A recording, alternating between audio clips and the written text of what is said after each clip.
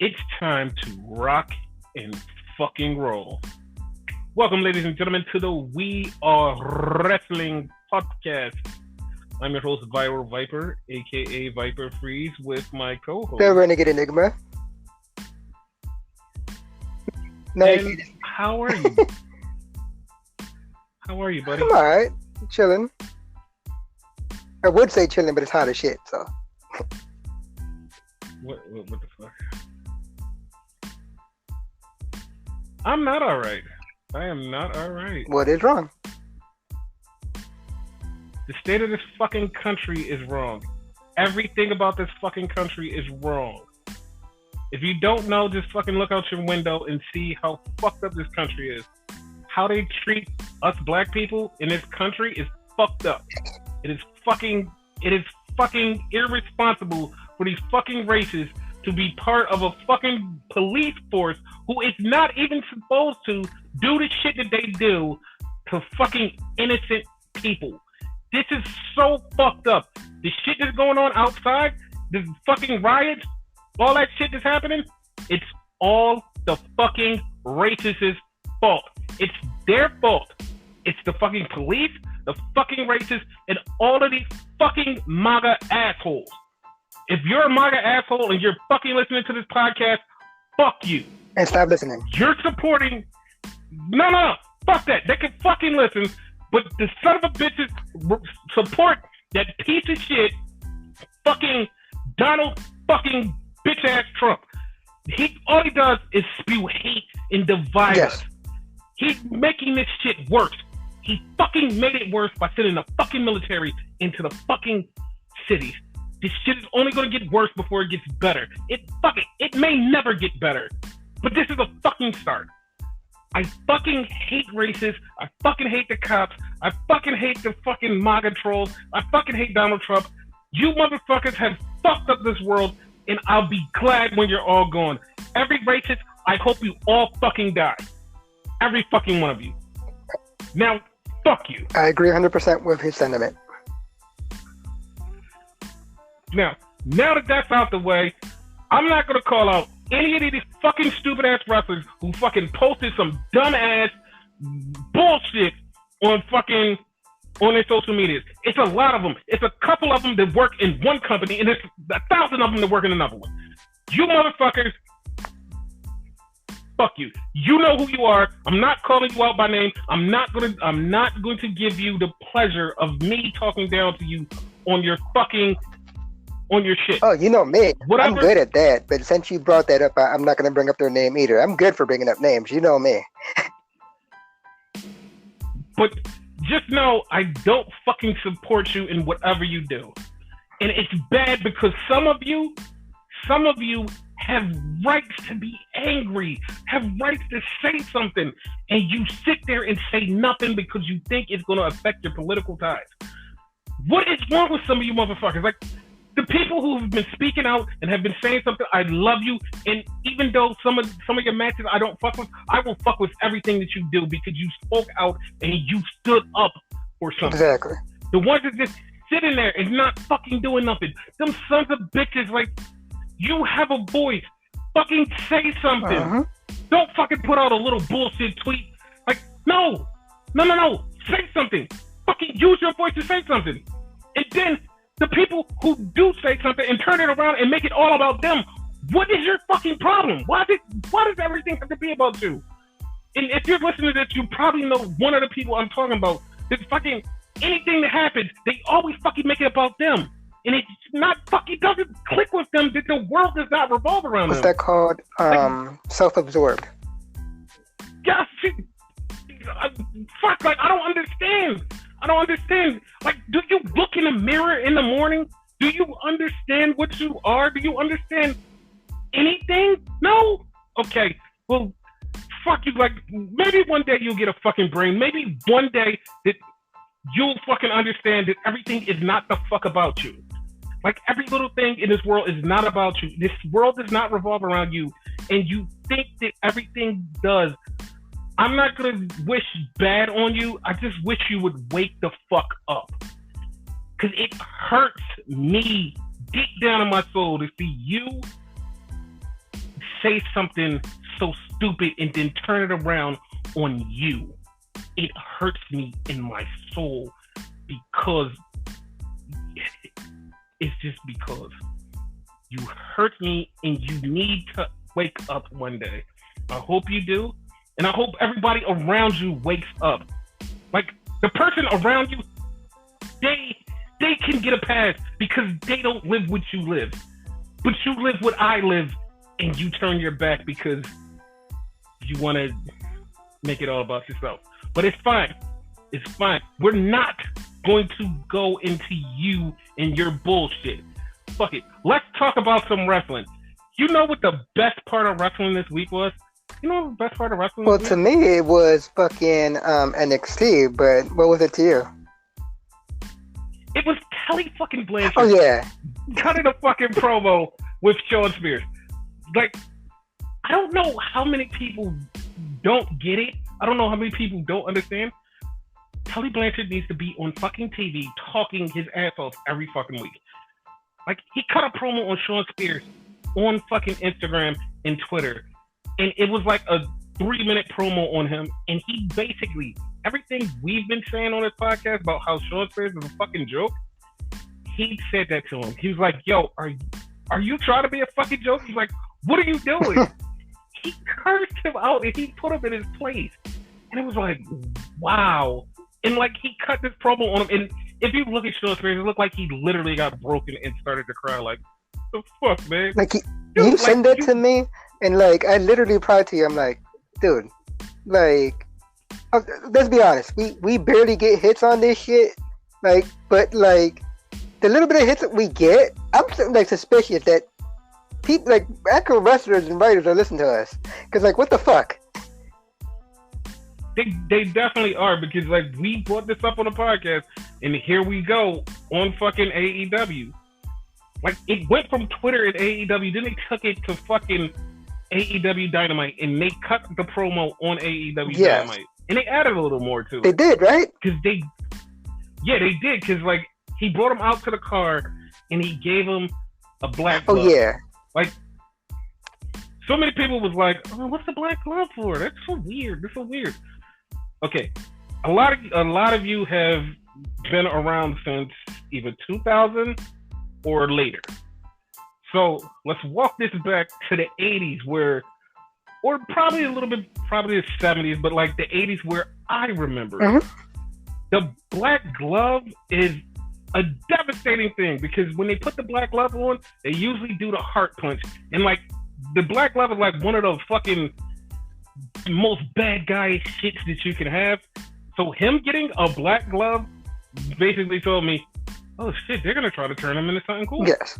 And I hope they turn him into something cool. I would love to see that. Cause it started off cool. Like, he was such a badass. Like, his logo alone with the fucking Punisher thing in the Canadian flag.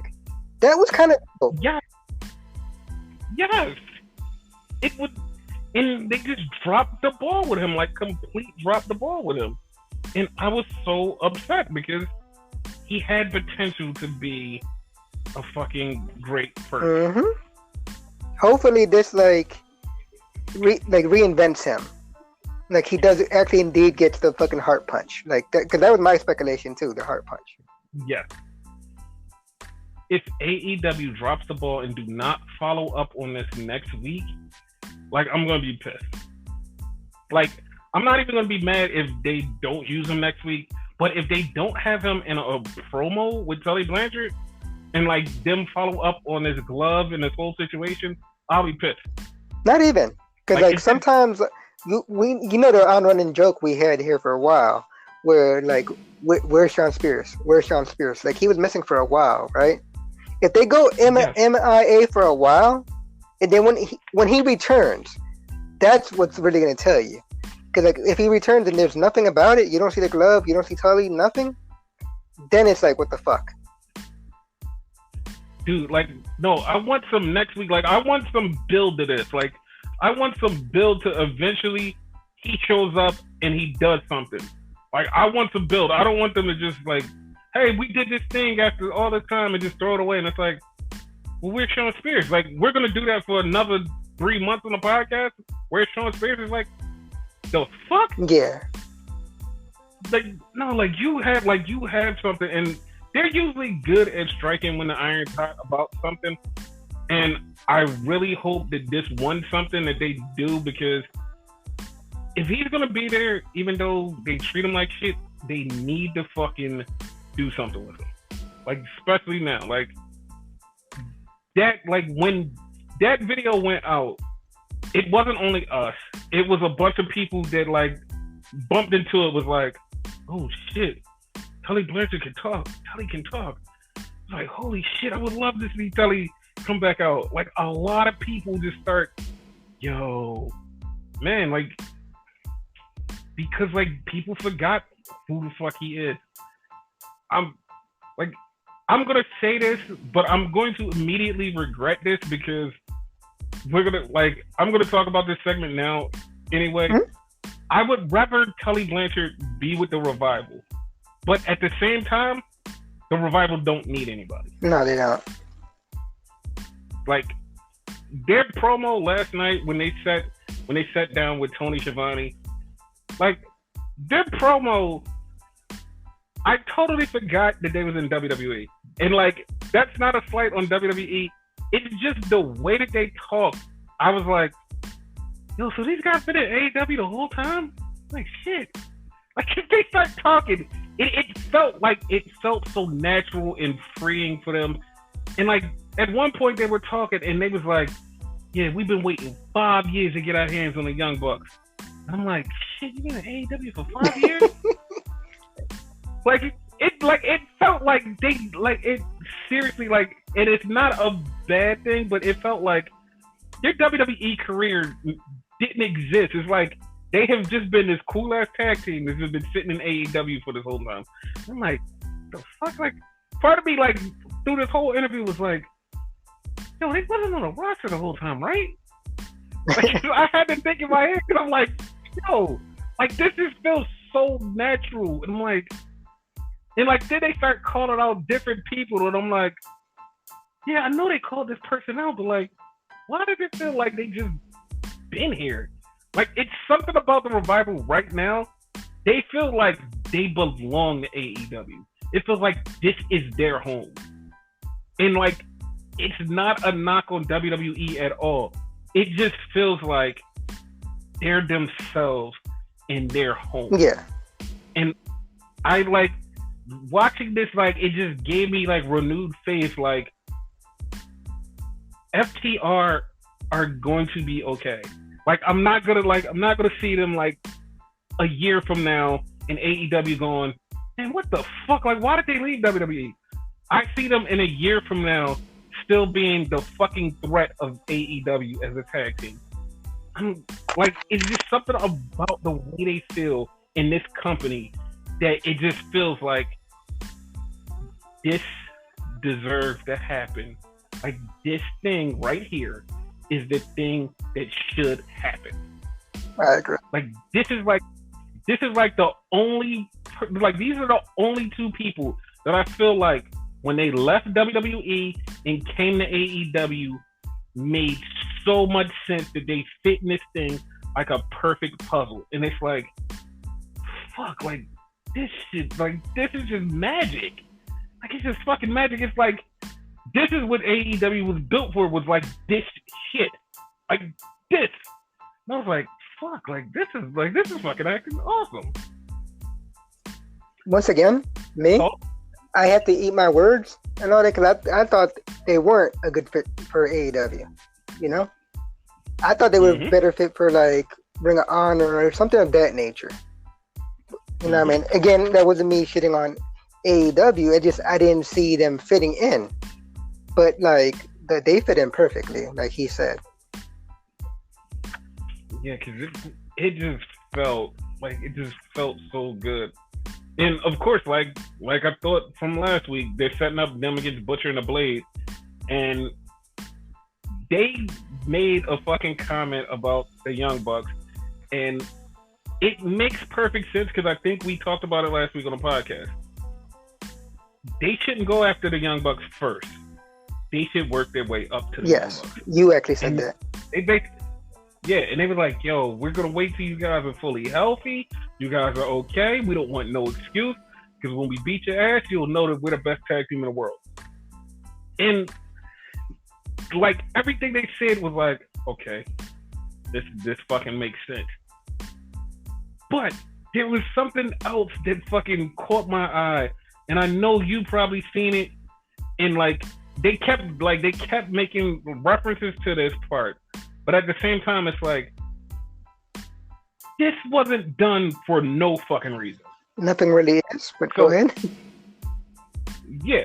So the show started out with a tag team match. It was Omega and Hangman versus Jimmy Havoc and Kip Sabian. We really need to do research on what the fuck they call that. Yeah, because they actually do have a name. Yes, we need to find out what that name is. And they're having a match for the tag team championship. Like last week, I was complaining about the whole thing because, yes, it did not make any sense. It still doesn't make sense now. But they had a good match, and so randomly they cut to the audience, and far in the distance audience, you see FTR sitting there looking at this match. And they showed him like 2 or 3 times, and I'm like, okay, that was not done for nothing. That's foreshadowing. Yes. They're taking those tag team titles. Do you think when we eventually do get Bucks versus FTR, it's going to be for the titles? Yes. I definitely think it's going to be for the titles. And this is how I see it playing out. It's going to be a 2 out of 3 matches. Because FTR is going to win that first match. The Bucks are going to complain. They're going to get a second match. And the Bucks are going to take the titles. Okay. Because I feel like the Bucks are going to try to stay away from the tag team titles as much as possible. But once FTR gets them, that's when the Bucks are going to start feuding for the titles and try to take the titles. I think that's exactly when that's going to happen. Yeah, makes sense. Because, like, to me, it feels like that's what the Bucks have been waiting on. Like, the tag team that have the titles and them take the titles from them. And FTR is definitely going to take the tag team championships. Like, I know we're looking past the best friends who are going to face Kenny and Hangman at Fyter Fest for the tag titles. We're looking past them because, believe it, there's no way in hell that they're going to fucking... They're beating them. I'm actually not looking past them, personally. What okay. I think is going to happen, right? Best friends are actually going to win. Because if you look at, like, fuck it, I'm going to call them the Elite, right? There's still a little bit of dissension there. Like, fucking, like, Adam Page is still not really comfortable with Kenny, you know? So the heel still could come, you know? So yes, but so like he could betrayed him during this match and whatever. Say fuck the tag team titles. I'm going on to better pastures. He probably want to face Cody after that. Because like he basically gonna say fuck the Elite. He's gonna go after them, and you have a feud between Cody and Adam. Meanwhile, Kenny would do his own thing. Best friends versus FTR. FTR wins the tag team titles. Then you have the Bucks. Insert the Bucks. Yeah. Cause like I like after last night's Kenny and like the tag team match, I feel like they're definitely gonna beat the best friends. Cause like, dude, not only did Jimmy Havoc and like Kip Sabian throw everything at him, they literally threw Penelope Ford at him. Yes. Like they literally threw Penelope Ford at Hangman. She tried to do the Hula Tirada, and she just like hung on his neck, and he was like, "What the fuck is she doing?" That was fucking hilarious. Like he even looked at them, was like, "What the fuck is she doing?" He's like, Like I seriously think he was about to power bomb her or something, and then like the ref looked like, "Ref, look, I ain't doing nothing." He had his hands up, like, "I'm not doing nothing. Her legs is around me." Like I think he was gonna fuck her up. Like it reminded me like a boyfriend like catching their girlfriend with another dude. I ain't touch her. Yeah. But yeah, that shit, like, it just feels like they threw everything at him and they couldn't beat him. And I'm like, The best friends is like a step up from these dudes. I don't think the best friends are gonna have like a good chance of beating them. You know what No, I mean? I totally get you, but that's under normal circumstances. Like, it's not really normal circumstances. Like, there's still a dissension. If there was 100% no dissension at all, he was the lead. Like, he was all for it. Whatever. Right? Like, you know, I would be with you 100%. But I kind of think Best Friends has this. But to your credit, Best Friends are going to be a transitional champion. Yeah, you know, man. They will. Sadly, and I like them. I'm not hating on them. I doubt you're hating on them too. Yeah, I'm not. Yeah, but like that's the way it's gonna be. Like they're gonna be the transition for FTR to get it. You know. And like the bad thing is like the Best Friends are not a bad tag team Not at all, no. And for them to be transitional champions would like just be like fucked up.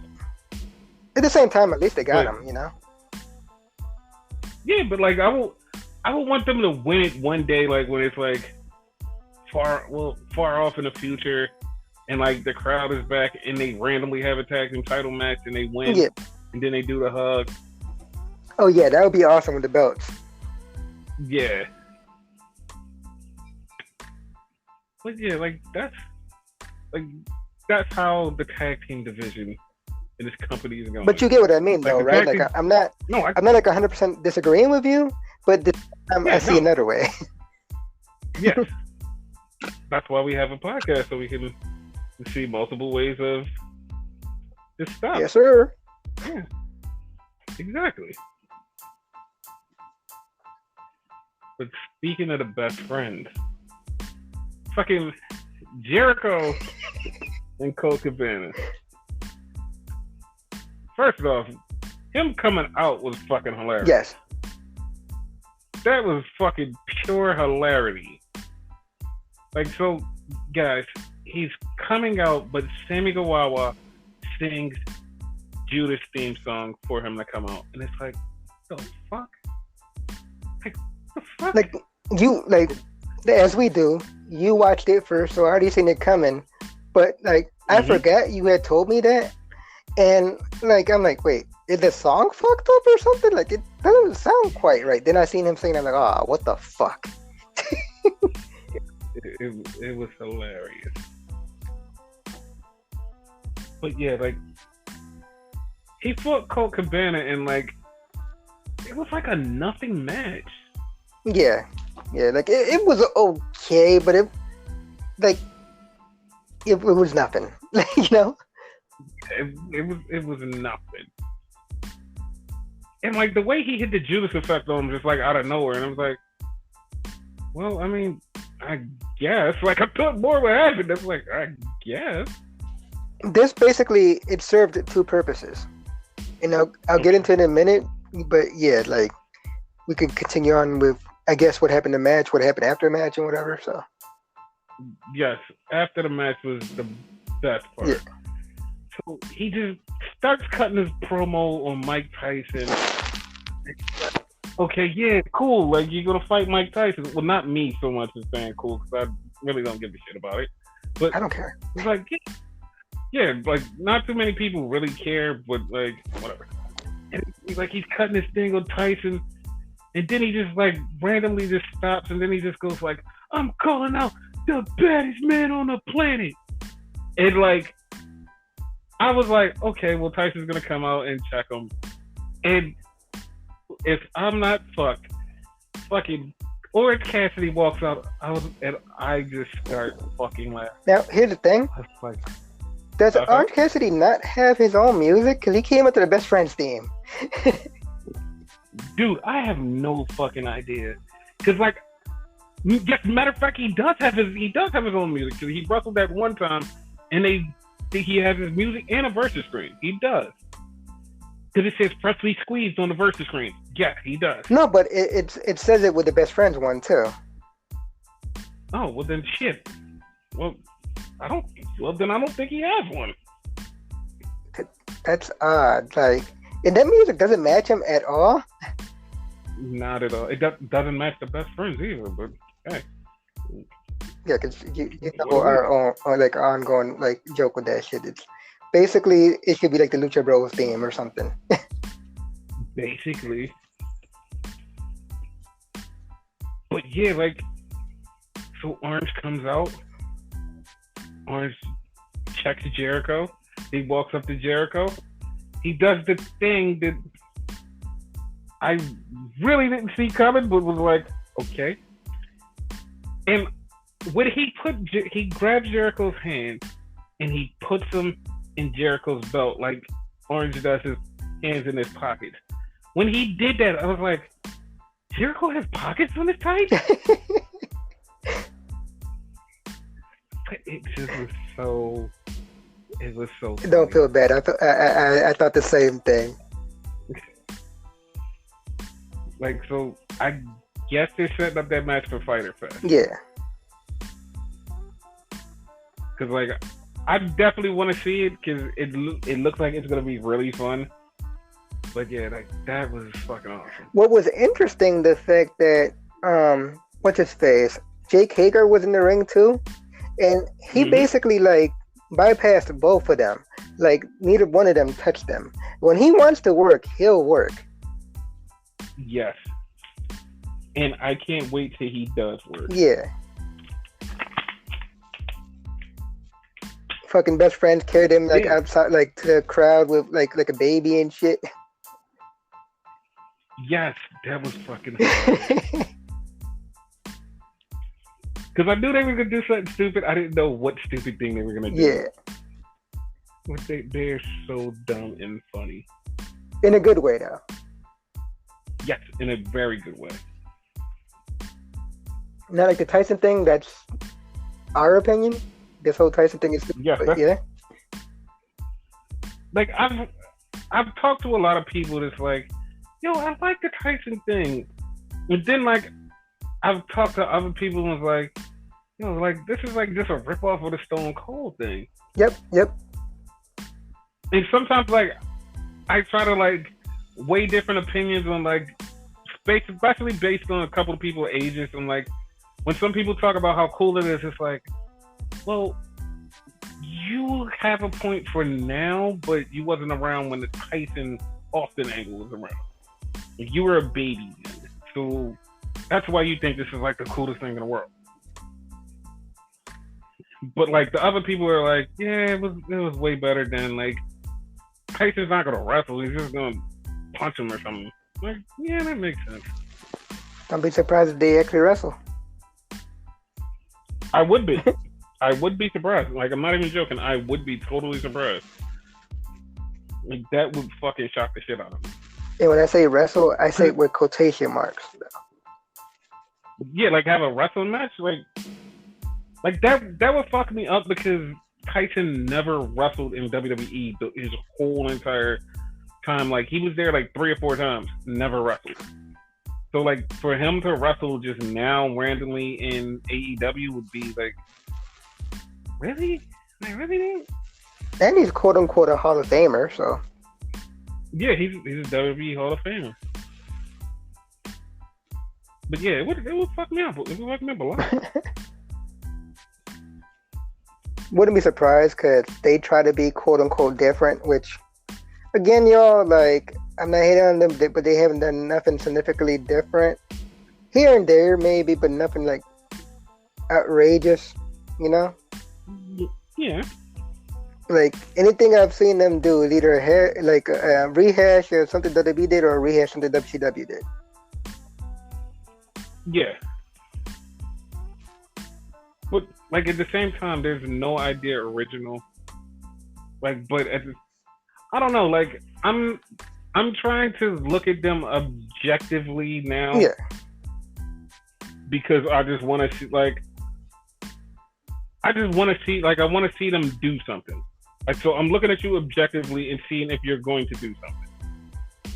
Like, if they don't do something, it's like, well, I had low hopes for you. Like, I'm not saying I know exactly what I want you to do. It's just something. Like, that's it. Just something. You're like John Cena versus Undertaker. Do something. That's it. That is it. And, you know, like, I I agree with that sentiment. Like, do something like you said. There's nothing original, but at the same time, you could kind of like rework something, kind of like that weird ass ladder match battle royal thing. Awesome concept. I actually enjoyed it. Yeah. You know what I mean? That was unique as shit, at least in my opinion. Some better than something Impact would do with like the reverse ladder match thing. That shit is just weird. The way that they do their battle royals are totally different. Yeah. Like their casino battle royals, like you come in 3 a set. You like it's 3 people come in, 3 people come in, 3 people come in, and the Joker gets to be the last person. And I like that. Like that is totally different from anything that like we've ever seen. Period. Yeah. So like they have their stuff. Sometimes it's in the execution where they don't bring it, or just like something around it that fucks it up. But with that, at the same time, right? It's still in that ladder match I was talking about. It's still a ladder match, and what you were talking about, it's still a battle royal, but still done their own way. So you know, they're still like copying something, but doing it their way. Yes, like putting a little twist on it. Yeah, that's what I mean, because like I don't think it's humanly possible. Like you look at any wrestler, you can see hints of like other gimmicks there. Except for Orange Cassidy. Probably except for Orange Cassidy, yeah.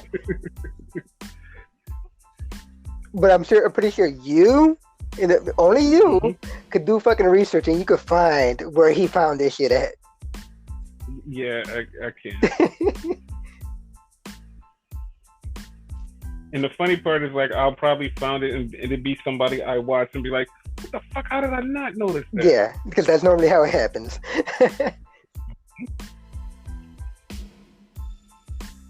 But yeah, I can't wait till him and Chris Jericho have a match. And it seems like Chris Jericho is having so much fun because he's working with people that he just wants to work with, like just random kids. Yeah. Right after, like, a few days ago, in fact, he was doing a Facebook Live. Like, I don't know if you heard about it. And, like, he actually said that he was having so much fun. Like, the Inner Circle, like, he loves those boys. Like, you know, like, people, like, making jokes how Sammy Guevara is, like, the weak link and all that. He was like, no, like, he actually came up with a lot of those spots in that match. Like, if people think that Sammy Guevara is the weak link, they are not watching wrestling. Yeah, at all. Exactly. Like, because, like, the fucking segment he had, fucking Private Party is drinking, and Matt Hardy comes in, and he's talking to the Private Party. He's like, hey, you guys remind me of me when I was younger. He's like, we should team up or something. Like he's talking to them, having fun. So he goes outside, and Sammy Guevara is coming with his little scooter. And Matt looks at him and goes, hey, Sammy, what's up? And Sammy starts to get scared. He's like, no, man. He's like, it ain't no beef. He's like, everything's cool. And he, like, kind of gave him a high five, and he's like, okay. And he left, and, like, Sammy's face was like, what the fuck just happened? It was great. Do you think that's setting up a future thing where, like, he's going to become a face and get kicked out of the Inner Circle? I don't think it's going to be a face and he gets kicked out of the Well, he's going to get kicked out of the Inner Circle eventually. Like, I see that coming. Like, he's the one, right?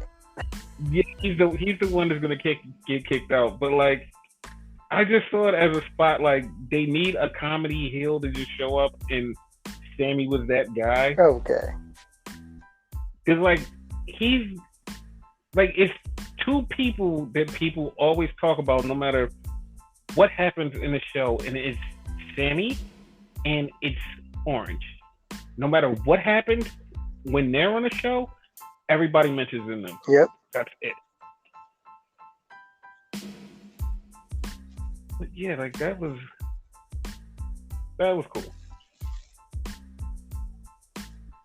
We had a ladies match in AEW. It was Nyla Rose versus Big Swole. Now, the Yellow Ranger. Yes, the Yellow Ranger, Big Swole. Now, I honestly watched half of this match, and because I'm watching both shows, Like I was watching something on NXT and I took my eye off at AEW for a second. So I heard the ding ding and I swore up and down that Swole won. Yeah, because you told me that. You actually told me that. I swore Swole won, and like the thing that even made it worse, that like make me think that Swole won, was right after the match. She's energetic, and she does an interview with Tony Schiavone at ringside, and I was like, wait a minute, she actually lost to Nyla Rose. What the fuck? I was like, wait, that was what? weird. Yeah, I was like, why did she get the interview? Like, apparently they're trying to set up something between her and Britt Baker, but at the same time, it's like, Britt's gonna be out for like a while. Why try to set this up? She tried to run her over with a Rolls Royce. Yeah.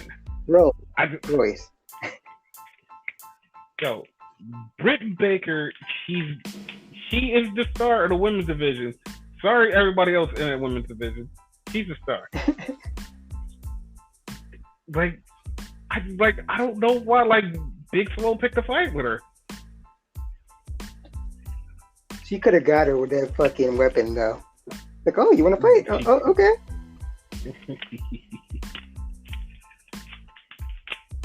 Yo, did you see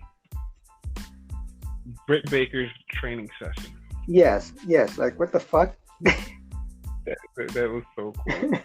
So, Britt Baker did a random training session, and this shit was just so fucking funny. Cause like, she didn't even really do anything, and then like when she was doing stuff, it was like that most half-ass shit. And she was like, and then she posed like, you did nothing.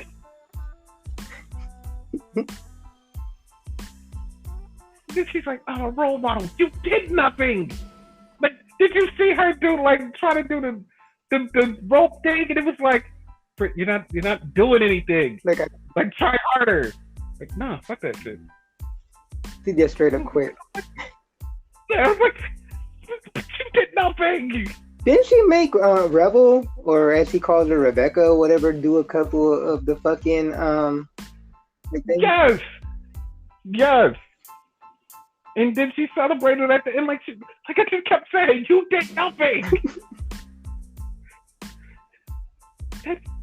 that was funny. Like she's really good every time she's on screen. Like every time she's on screen. That's one of the ones you had to take back. We're like, oh, like yeah. why did it make her heel? She's one of the best heels there. I admit, in January, I was like, why did they make her heel? Like, she was a baby face. She was the best face there. I regret that. I walked that one back. I'm walking it back. Yeah, I was wrong. Just saying, because I'm the one that's mostly wrong. So it's nice for a change for you to be wrong. Yeah. You can call me out on that one. That I was the wrong guy. Seen the fact that I was wrong about NPR, so yeah, I had to say that. Yeah. What I'm not wrong about is fucking Taz with Brian Cage. Okay. Did you hear Taz cut his promo this week? He basically said, like, I'm paraphrasing because I don't remember the exact promo, but he more like said, "Get your head on straight," or he's gonna like rip it off or some shit. Yeah. It was funny because Moxley came out, and Moxley was like, because Taz was like, why were you over there smiling at him? He goes, I was smiling at him because he's not a threat. I'm like, what? Like, he was like, yeah. He's like, I don't take him serious. I'm like, what? Like, you don't take him serious. He's gonna destroy him. Yeah, if he's Brian Cage and you don't take him serious, it's like, okay, cool. Like, he's definitely not winning the title, but like, hey man, whatever. But he's the biggest threat that he has had, though. Yes, but you know what's really fucked up, and I see this in my mind. This is how this plays out. Okay. He's gonna fight Brian Cage for the championship. He's gonna beat Brian Cage. Like, it's gonna be a grueling back and forth match, but he's gonna beat him. And at the end of the match, Moxley is gonna get jumped by somebody. I don't know who it is, but he's gonna get jumped by somebody. I see that coming. Oh, like it could go back to like something I meant to mention earlier. So, okay, the Jericho thing, or whatever, right? After that, like they had like a backstage thing with fucking I call him Boom Boom because I always forget his fucking name because Cabana, boom, boom, Cabana. his is not important. You know what I mean? Like, he's basically a jobber at this point. But they keep pushing the narrative of him joining Dark Order. He's the one to join. Dude, like, I'm not gonna lie. Everybody else that they have proposition with the Dark Order, this was the first time ever that the person that they gave the thing to looked like, yo, I'm really joining that Dark Order. he did look like that. Because the bad part was, like, after it was over, I was like, yo, did he join the Dark Order? Because it just, like, when they gave him, yo, you should join. Like, you won't be losing again. Like, his whole face changed. Like, he's like, yeah, you know what? I should join. Like, he said it, like, sarcastically, like, nah, I'm not going to join them. Yeah, but did you see when they walked off, he looked down at that card, was like, maybe I should join them. Yeah. I was like, man. Did they give him a mask? I'm not sure about that. They gave him a mask, right? Yeah, they did. Like, I was looking, I was like, man, you might as well join that Dark Order. Go ahead. Like, that would work out for him, I think. A couple people need to join. Like, fucking Marco Stunt. He needs, like, that kid needs a fucking army behind him. Oh, gee, with his Marco Stunt hate. But it's for real. He has fucking Jungle Boy, which we're gonna get into later. He had an awesome match. And fucking Luchasaurus, with another awesome, like, huge wrestler. He has these motherfuckers behind him, and he still can't do shit. That's because he's a child. He's a child. But if he was a heel and all that, like, it would work much better for him. Yo, I don't know why this popped in my head. He would be like the little Dark Order minion to Brody Lee, Mr. Brody Lee. Yes. Like he would be his little sidekick to go out there and do stuff. Yo, that would be fun. I know his name. I know his name. What? We have Evil Uno. Uno means one, right? We have 8. Think you're gonna say fuck you up. We have 8. We have 9. We have 10, right? Marco Stunt, I give you Fraction. See, I knew it. I knew you were gonna say that. That's what I was like, I'm gonna fuck you up. Fraction. Kill me. Fraction.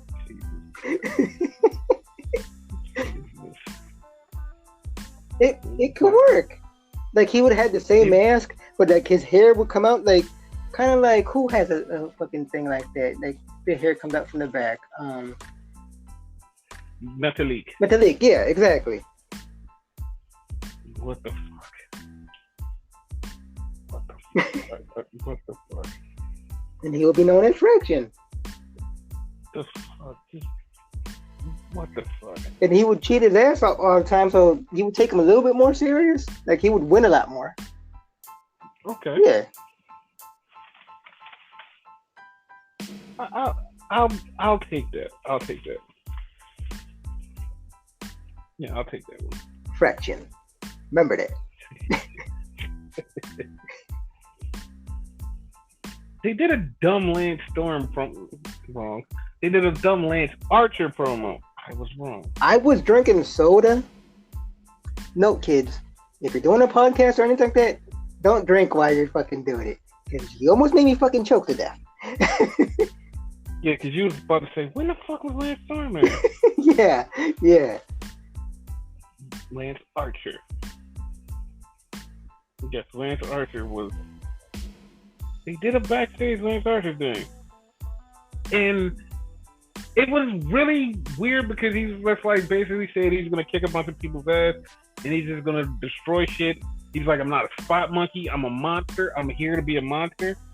And the thing that fucking weirded me out was he did this whole promo and he beat up some dude And he walks off, and Jake the Snake is right there, and Jake the Snake goes, "I'm sorry about him." I'm like, why did you just apologize? Like, did I miss something? Like, when did you just become the apologist for this guy? Like, Jake seemed like a little bit scared his damn self. Yeah, like, that's what I was like, when did this happen? And like, when did this happen? Like, okay, why are you scared? Like, what the fuck? I don't know. Like, it's just, like, it weirded me out, because it's like, yo, like, you're not that guy. Yeah, what like, it weirded me out. But do you trust him, though? Trust Jake the Snake or trust, what's Jake the Snake. Wait. I'm going to say, I don't know. Because that could be a swerve. I hope it is. Like, you think he was bad before, like, he's probably going to unleash him. Now, if he unleashes him, my God. Like, he's Like, disrupted my before, God. so imagine now. Yes. Like, my God, like, if they unleash him, like, he's going to really kill everybody. Like, it's over. Everybody must die. Yep.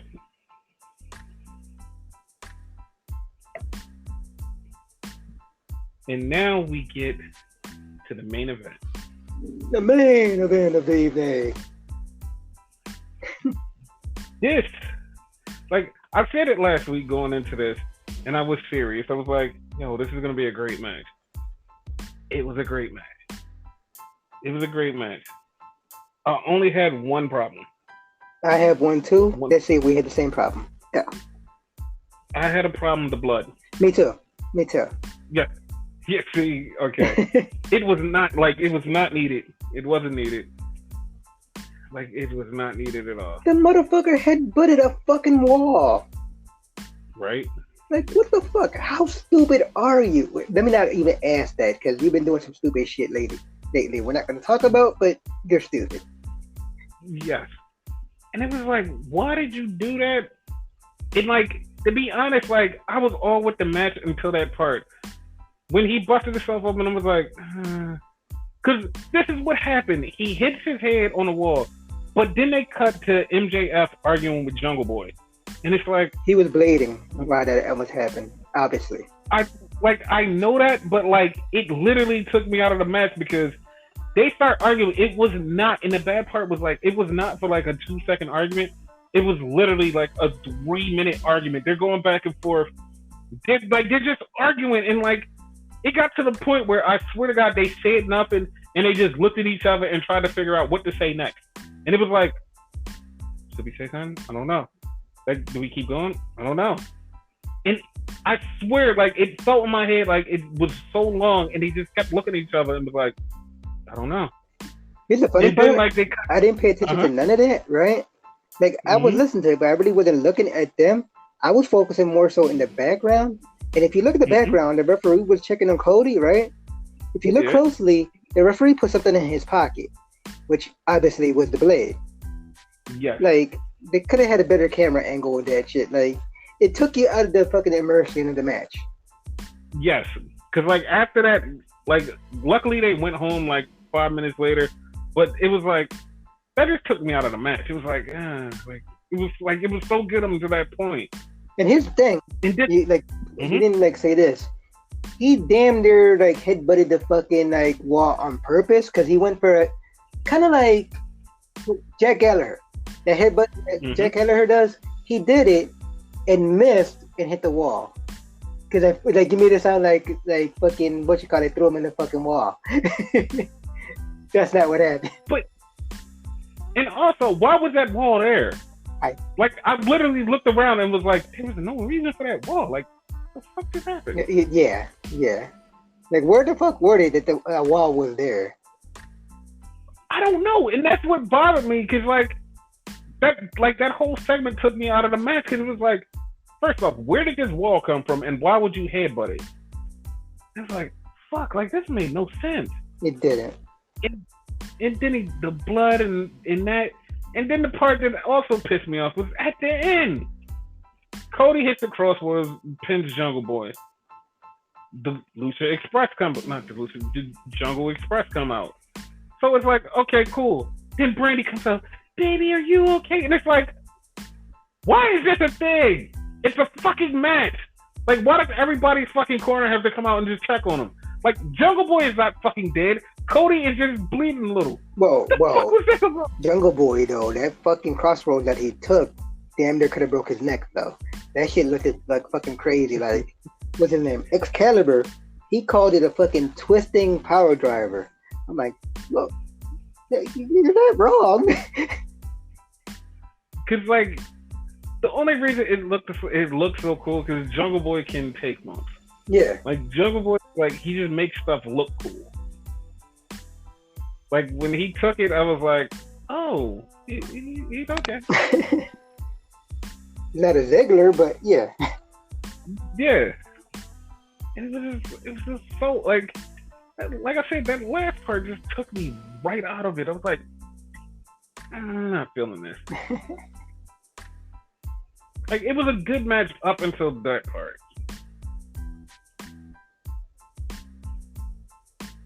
It was alright. It sure was. But yeah. But yeah, that happened. Wow, like next week apparently we have Butcher and Blade versus FTR. Yes. That shit is gonna be great. Yeah. But yeah, that was AEW. But also, let's talk about July 1st and July 8th is Fyter Fest. Okay. So what's happening is Fyter Fest is going to replace Dynamite for those weeks. So the thing is, instead of it just saying Dynamite is going to be Fyter Fest, what they're going to do is basically make the pay-per-view 2 AEW shows back to back. Yeah, it's okay. Yeah, like they're going to try to make pay-per-view quality of the TV show. So I'm okay with that. Yeah. I'm especially okay with it because I don't buy their pay-per-views. So like I appreciate it when they do this free shit. Yeah. I buy their pay-per-views. Yeah. I'll be willing to pay for it if they had a network like WWE. So yeah. Like, speaking of WWE and the WWE Network, people get it for free now. Yeah, totally awesome. We had Raw Talk. People get the WWE Network for free, and we're going to eventually have to pay more money for better stuff on the network. In case you didn't notice, y'all, when he ignored me like that, not like he's been disrespectful to me. He just hates what the fuck we're talking about. Yeah, we're going to get into Raw Talk in 2 minutes, but like, Jesus Christ, it was the most, like, sometimes when stuff happens, you go, I wish I could get that time back.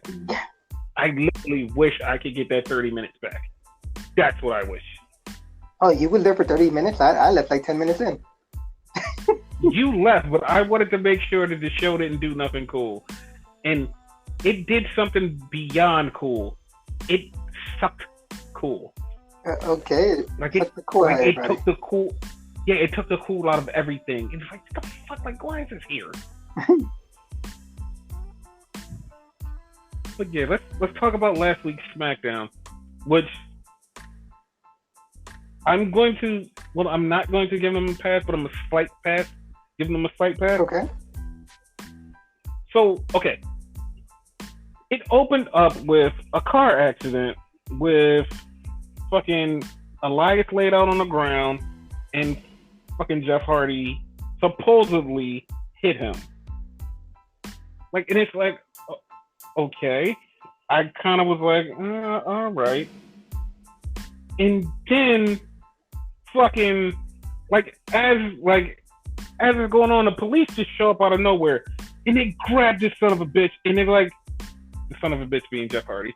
They grab him and like, oh, he's drunk. That's what happened. This son of a bitch, and they're roughing him up like they're dragging him along. And dude, like with everything going the fuck on, like that was bad timing to have cops and Jeff Hardy around at the same time, and it was bad timing. It was very bad timing. Like, and I had missed that part because like I had to do something before SmackDown.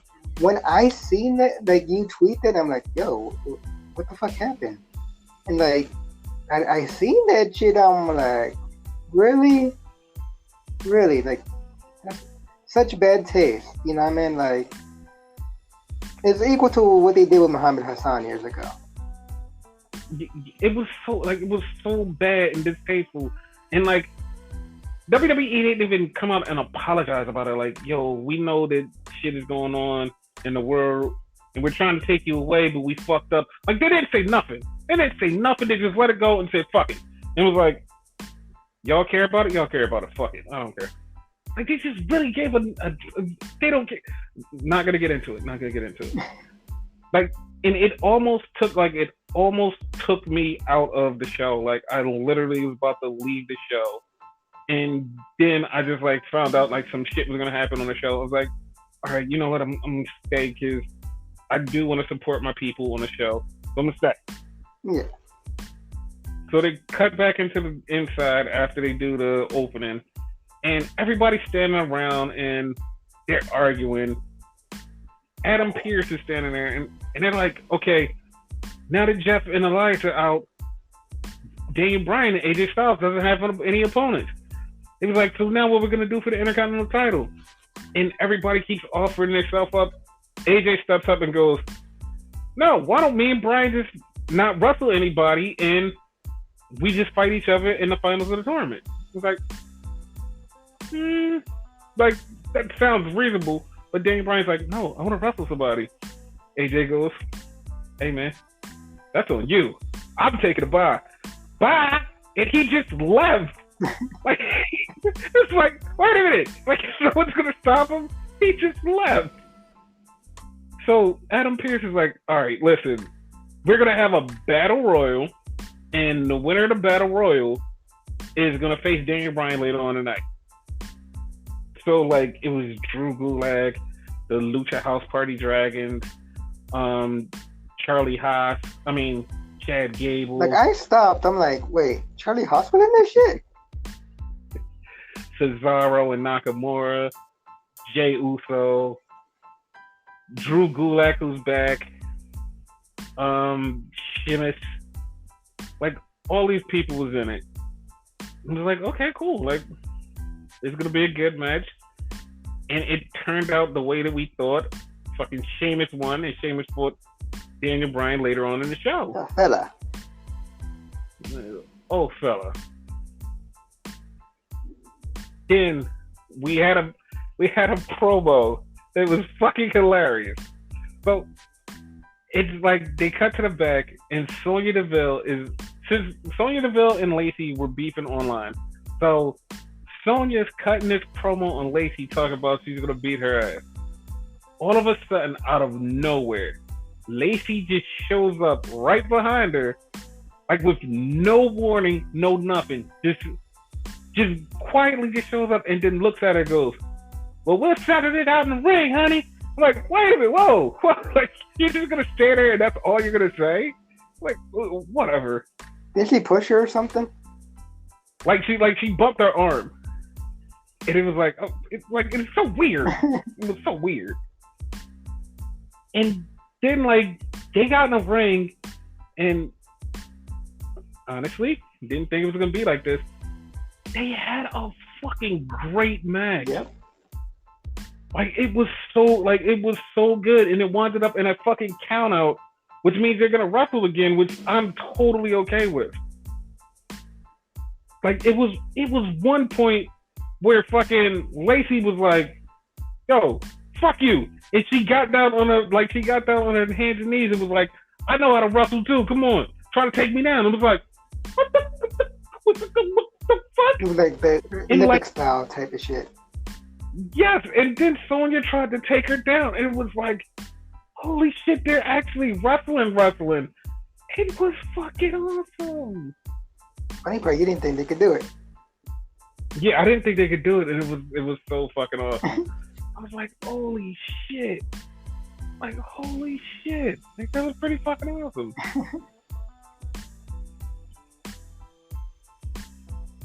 Yeah, I liked it. Yeah. Then we had the Forgotten Sons promo. So right after that, Alexa Bliss and the New Day were supposed to have this fucking, what is their name? Moment of Bliss. So this Alexa and Nikki is standing there, and the New Day come out and they fucking tickle the shit out of them and make them laugh, and it's like, that is so like I just never pictured the New Day and Bliss Cross actually being friendly with each other. It was called like the Championship Summit or something like that. Yes. But then like two other teams showed up, no? Or was there only one team? No. So this is what happened. They got in the ring. Like Bliss Cross got in the ring first. Then the New Day came out. The New Day with black armbands that said Shad came out to represent Shad. And I loved it. Like I love that they still represented Shad. Yep. So both teams are talking about tag teams and talking about challengers.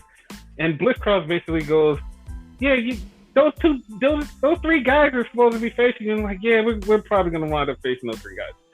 And then as they're talking, they go, well, who's gonna challenge you? And like, as soon as they say that, Bayley's music hits. I'm like, oh, okay. I'm like, that was random. So Bayley and Sasha come out and interrupt the tag team summit, and so they're talking shit. And for some reason, Sasha had on a tracksuit, so she takes off her track jacket and throws it at Alexa Bliss. It's like, okay. She had on something nice, and she had on a Hana armband too. That was awesome too. Yes. So Bliss is all pissed off and she's ready to fight, and it's like, hey, cool. Like we can fight. And like Bayley's like, basically, yo, we can take your tag team titles. And Alexa's like, no, you can't. We won't give you a shot. It's like, matter of fact, if you beat us. And Bayley goes, well, how about a one-on-one match? And if we win, we get a title match. And Alexa's like, all right, whatever. So Bayley goes, all right, you go one-on-one with Sasha. And Sasha's like, dude, what the, like, she's like, I have on heels. Bayley's like, I'll run back and get your shoes. She's like, dude, seriously? She's like, yeah, I know where they are. I'll go back and get them. What the fuck? Like, yeah, like, Bayley be fucking her over. Yes, it was so funny. And Bayley actually went back and got her shoes. Like, Sasha wrestled in sneakers, track pants, and a kind of a bra type thingy. Now, okay, we have seen Sasha and Alexa wrestle before. Mm-hmm. We've seen Sasha and Alexa wrestle multiple times. Mm-hmm.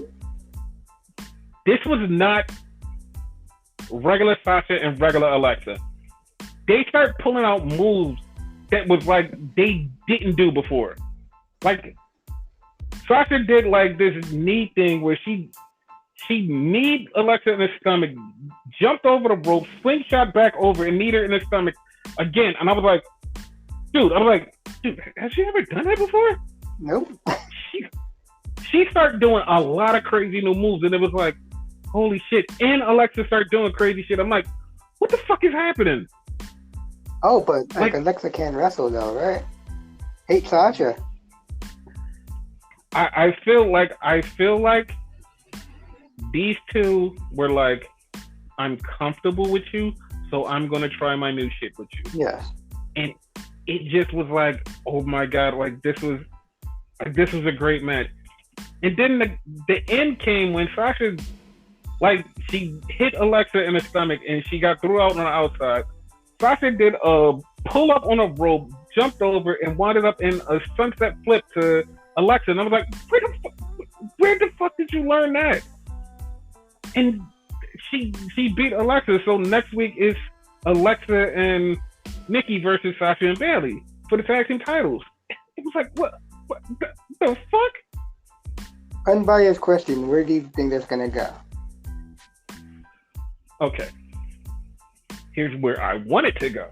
Uh-huh. Here's where I really wanted to go. Okay. I wanted to go. They win the tag team titles, and the tag team titles, they being Sasha and Bayley, win the tag team titles, and it leads into more dissension between Bayley and Sasha. I agree with that. Yeah. Yes. Like, I don't know why, but I just feel like that should happen. Like, I want them to hold the tag team titles for, like, to the next pay-per-view or probably a little bit later than that. And then, like, we have dissension between them more. And then they lose the titles, and that's more where they start to split up. Yes. Like, so yeah, I'm down for that. No, yeah, I totally agree. Although it could work the other way around, like they lose the tag team title, but that will happen quicker. And I don't think we want it quicker. I think, even though we've been waiting a long fucking time for this, like, kind of want it to happen at a big pay-per-view. Yes, and SummerSlam's coming up, so... But they could keep it, like, up until then. Yeah. So, we had Mandy and Otis on a date. On a date in the pool. Best fucking promo, I guess? A segment? Segment. So they're on a date, and Otis is about to get in the pool. And Mandy, like, kind of starts having a wet dream about Otis. I was like, oh, wait a minute. You heard him. Wet dream. Yeah, like, it was a wet dream. And she was dreaming about Otis getting in the pool, and she spilled all of her suntan lotion. I was like, okay. And then Otis jumps in the pool and splashes her with water and wakes her up like, damn it, Otis, damn it. But she gets in the pool with Otis, and she's like, I'm so happy to be here with you. And they start fucking making out. And it was like, yes, Otis, yes. Yes. Like, totally improper and unprofessional. Although, like, since when we're fucking professional on this show, right? Mm-hmm. He's hitting that. I'm sorry. He's hitting that. The way they were making out, that didn't look like acting to me. I hope he's hitting that. Yes. So we get back to the SmackDown arena, and Shorty G basically challenges Cesaro for no fucking reason. Like, I threw you out, whatever. I threw you out, blah, blah, blah. So they have a match. And it's like, okay, this was supposed to be a good match, but it was like only 5 minutes, and it was like, oh. Cesaro lost to Shorty G, by the way. And it was like, oh, like, cool. Whatever. And then, as we reported last week, before the podcast went off, Matt Riddle showed up. They introduced Matt Riddle. Wait. Mm-hmm. You might be wrong about that. Because he said Matthew Riddle. I really think... So, by the way, he pronouns, pal, is Kurt Angle. No. By he, actually, pronouns, sorry, right? I actually mean Matt Riddle. He introduced himself as Matthew Riddle. I swore Kurt was the first one to name him Matthew Riddle. I didn't hear him, but I'm pretty sure like he also said Matthew Riddle. I really hope that they leave the fuel alone and it's just Matt Riddle. Exactly. Like, but you know, like how like Vince likes to do when people get called up, like he changes them up in like horrible ways. Remember what he did to Ascension? Yes. Yeah. I hope he leaves Matt alone. Phew. No, Steve. So yeah, like he'll probably be here next week, if not later. Yeah. And then we had the main event, which was the rematch from WrestleMania 28. 28, yeah, rematch from WrestleMania 28. Sheamus versus Daniel Bryan. Did it last 8 seconds this time? No, actually, it lasted 88 seconds. Okay. Yes, it lasted actually a long time. And Daniel Bryan won to advance to the end to face AJ Styles. That shit's gonna be awesome. I'm not gonna lie, I heard a rumor that it was so good that the crowd was fucking done after that. They said the crowd was so wiped out after that that they literally couldn't tape anything else because the crowd was fucking done. Cheap plug. Like, and the crowd is Cheap plug. I did a simulation of that match in WWE 2K20. I know, horrible game. But if you want to see it, come to my channel. It's there. YouTube.com/Everything Enigma. Oh, I was going to ask you where it was at. Yeah. I'm glad you figured it out. But yeah, that was SmackDown, which is set up for this week's SmackDown. Just coming up. Yes. And I'm ready. Yes, SpongeBob, you are ready. I'm ready. I'm ready. I'm ready. So, Monday Night Raw. It was a show because, like, stuff happened, then other stuff happened, and maybe hate the stuff that happened before the stuff that happened. Yes, I'm saying it like that, and I mean to say it like that because I'm going to break it down, and you're going to be like, oh, yeah, like, some of that stuff. Now, here's the funny part, right? Mm-hmm. You're saying that helped nothing because you know I'm the one with a bad memory, right? And I actually don't remember anything that happened in the show now that you said it like that. Because usually you'll say something and it will trigger, like, oh yeah, I remember that. And that's how we can get into conversation. Legit coming in this show, I don't remember shit. Okay, it started off with the Seth doing a whole Rey Mysterio retirement ceremony. Yeah. You know, he cuts his promo like, I don't know why he keeps saying he sacrificed Rey, like Rey was some deity or something. Like he keeps saying I sacrificed him, and it's like, what the fuck are you talking about? Like it just like, what the fuck are you talking about? It was so weird. He had his disciples, like I was gonna call him Buster, Buddy, and Theory sit there in the Buddy Theory. No, we're not going with that.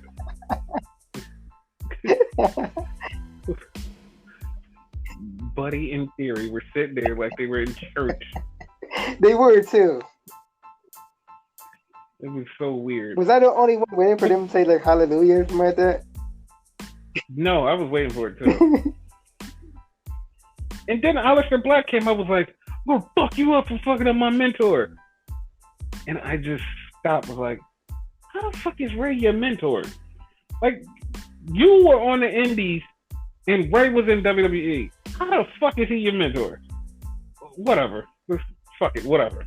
That hurt my head. So, it hurt my head too. Like, they started going, they had a real good match. It went through 3 commercial breaks. And like, in one of the commercial breaks, when it came back, it was so confusing and mind-boggling to me that I did not know what happened. So this is what happened. They literally were wrestling. Right before the commercial break, nothing happened.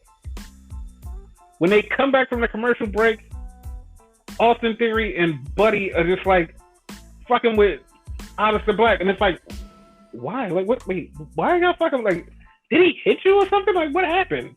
Like, now they're up and trying to beat him down, And all of a sudden, out of nowhere, here comes Humberto Carrillo. Herbie.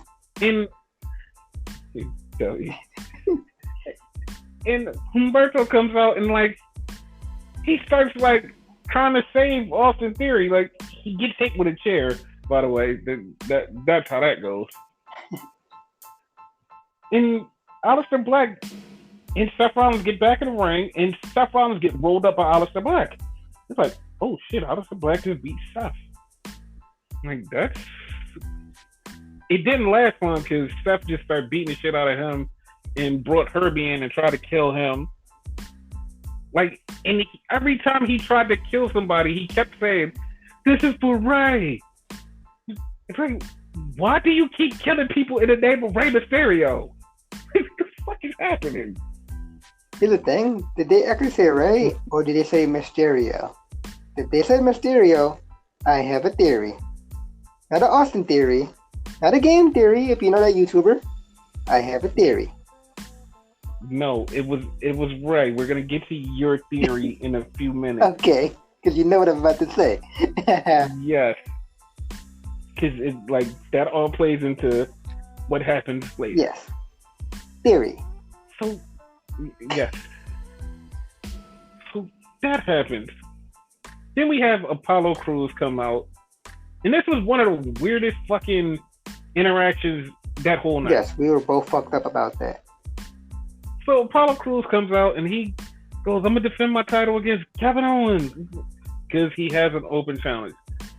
What I had normally heard was it was gonna be a debuting Donovan Dijakovic that was gonna show up, but we're not gonna spoil that. He didn't show up right there. But so back to Kevin Owens and Apollo Crews. I was gonna call him Austin Crews for some reason. Wow. So they start talking, and all of a sudden, Apollo Crews just like takes a verbal cheap shot at Kevin Owens. I'm like, wait a minute, is he a heel?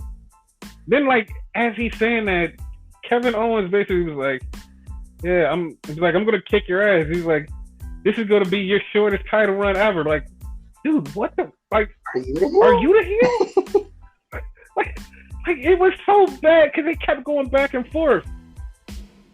Then the even badder part was they had the match, and in the match, Apollo Crews act like he got kicked in the nuts, and he's holding his nuts, and it's like the refs are going to check on him, Kevin's going to check on him, and then he just like fakes out Kevin and just starts beating the shit out of him. I'm like, okay. And so all of this is going down. Then just in the middle of the match, here comes Angel Garza and Andrade. It's like, what why? Where the fuck did that come from? It came from literally nowhere, and they just fucked them up. And they fucked them up, and the match was a match. It was turned into a tag team match. Now, I kind of fell asleep, but I don't know who won. Who won? If I'm not mistaken, it was Garza and Andrade, right? No. Actually, Apollo won. Oh, he pinned Andrade again, didn't he? I wonder why he just kept pinning Andrade. Andrade in the fucking doghouse, I guess? I wonder why Angel Garza didn't get pinned. That seems awfully suspicious. But then we had the $1 million promo of the night. And when I say $1 million promo, not because it was so great. It was $1 million promo because I swear this guy got paid $1 million just to do this. Shawn Michaels come in and talks about the greatest wrestling match ever between Edge and Randy Orton. And he puts it over and says, Randy Orton is going to win. And it's like, dude, first off, like, if greatest wrestling matches ever, we're in that conversation, you know he's, like, all up in that conversation. Pretty much. He's like teaching the class on that whole conversation. So him, did fucking talk about this match like this, you got paid for that. You got paid a lot of money. Definitely did. Lot. Like that shit was crazy. I have to throw this out there too, right? You're Mhm. like fucking Santa Claus. You pointed that out. Yes, because my TV is faster than his, and when he came on, I was like, "Hey, it's Santa." He was like, "What?" I'm like, "Yeah, Santa Claus is here." I'm like, what the fuck you talking? Oh, what the fuck? You seen it? He looked just like Santa Claus. That shit was funny. Like I showed my mom like a fucking like 2 days later and whatever, and my mom was like, "Damn, he got old."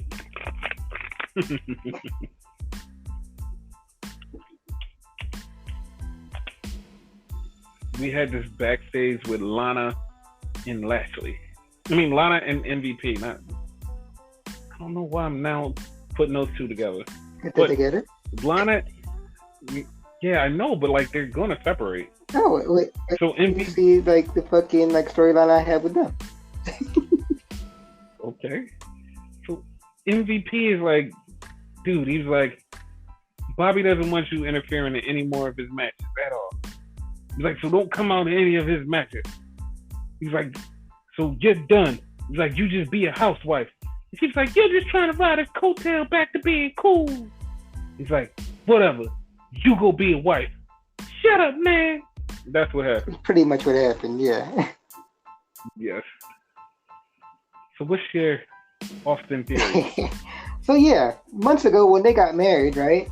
It was the whole Mhm. Liv Morgan thing that was dropped, where fucking like Liv Morgan and Lana like slept together, right? Mhm. Don't be surprised if Lashley and MVP are sleeping together. Oh yeah, Pride Month. Pride Month. That's it. Okay. So then we had I love how you skipped it. I can't follow that up. Like that was it. Like I can't follow that. No, but I'm saying it's funny when you do that. Go ahead. We had Nikki Cross versus Billy Kay. Now, since Bliss Cross is defending the titles against Sasha and Bayley, I'm still trying to figure out why they're feuding with the Iconics. Really? I'm okay with that at Backlash. Yeah. I'm okay with that. Then Because basically the belts could go anywhere. So, you know what I mean? All you would really need is fucking NXT team. And it'll be perfect. But like have a Raw team and a SmackDown team. Yeah. It's good. Okay. Then we had the match that sparks all kind of controversy. Mm-hmm. And like it sparked controversy with us. Okay. But not us between us, but like we on the controversy. So we have Kairi Sane versus Nia Jax. Oh yeah. So the match is happening and everything's fine. We heard like what actually happened through the grapevine, and like we had speculated on what happened. So the match is happening, the match is going down, bam, bam, bam, bam, bam, bam, bam. So they get to the outside, and Nia throws Kairi into the steps. Now Kairi said, "Hey, no, it was me. I tripped trying to go into the steps." If you watch it, Nia threw her a little bit too hard. Yeah. And she, like, Kairi may have tripped, but she threw her too hard. And she wound up going face first into the steps and busting herself open. Like, because it's edited, they cut it out, and she went right back in the ring, got leg dropped, and the match was over. But you see those pictures of Kairi's head? Yes. That was crazy. It might be a combination of both, but Kairi like tripping or whatever the fuck she said, and Nia throwing her too hard. But it was more so Nia throwing her too hard. Mm-hmm.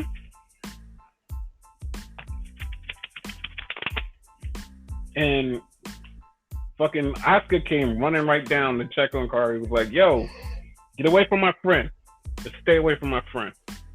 Question. And answer. In this match, like, I'm not sure it was this match or another like thing that Kairi did.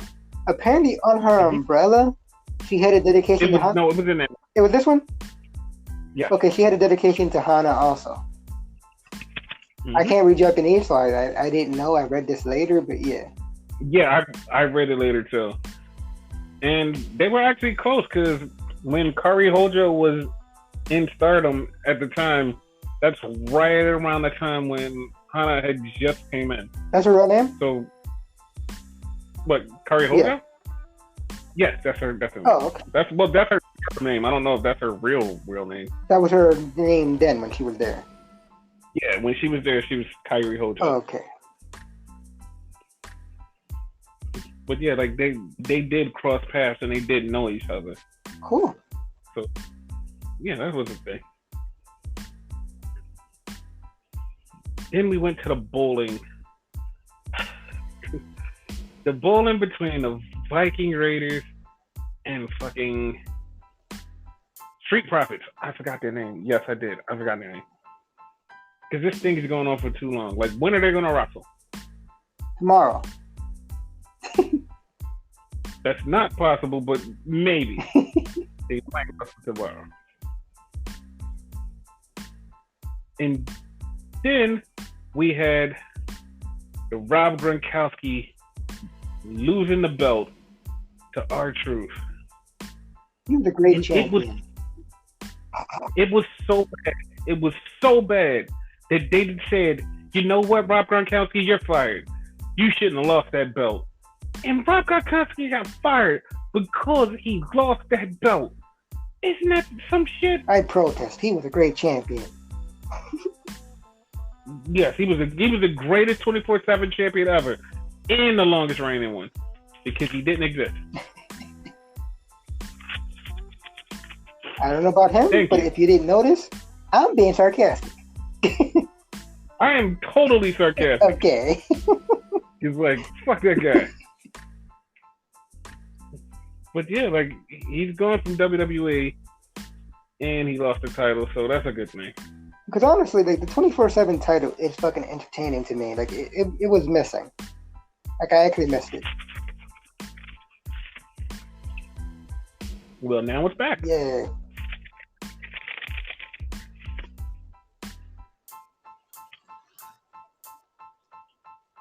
Then we had champion versus champion. We had Asuka versus Charlotte. This was a pretty good match, and it ended literally fucked me up. Okay. Because so they're wrestling. Asuka is wrestling Charlotte. All of a fucking sudden, Asuka's music plays. So me literally trying to wrap my head around this and put context in this and try to figure this shit out was, who the fuck is coming out? Because this is wait, what? Like, I really tried to, I was like, that's somebody's music. Whose music is, what? And then it clicked, like, that's Asuka's music, but Asuka's there. Who's coming out with Asuka's music in the middle of Asuka's match while she's wrestling Charlotte? What's happening here? But 5 minutes before this, Renegade over here goes, yo, it would be great if, like, the challengers for these championships would come out and interfere in this match. My bad. That one's on me. It really was. Because when Asuka's music hit, it was fucking Nia Jax with Asuka's face paint and mask on, and Asuka was like, what the fuck? And Asuka wound up getting counted out and losing the match. I was like, oh shit. But you do know that has happened before. Funny part, it happened to Asuka. Wait, Asuka got beat up by Asuka before? Yes. not Which not, Oscar beat her up not before? technically beat up, but like the whole distraction like spiel. It was because like it was for the SmackDown Championship. I do believe where it was Carmella as champion, and like Asuka was trying to go for it, and like that's when James Ellsworth was with Carmella, and James Ellsworth was this Osaka.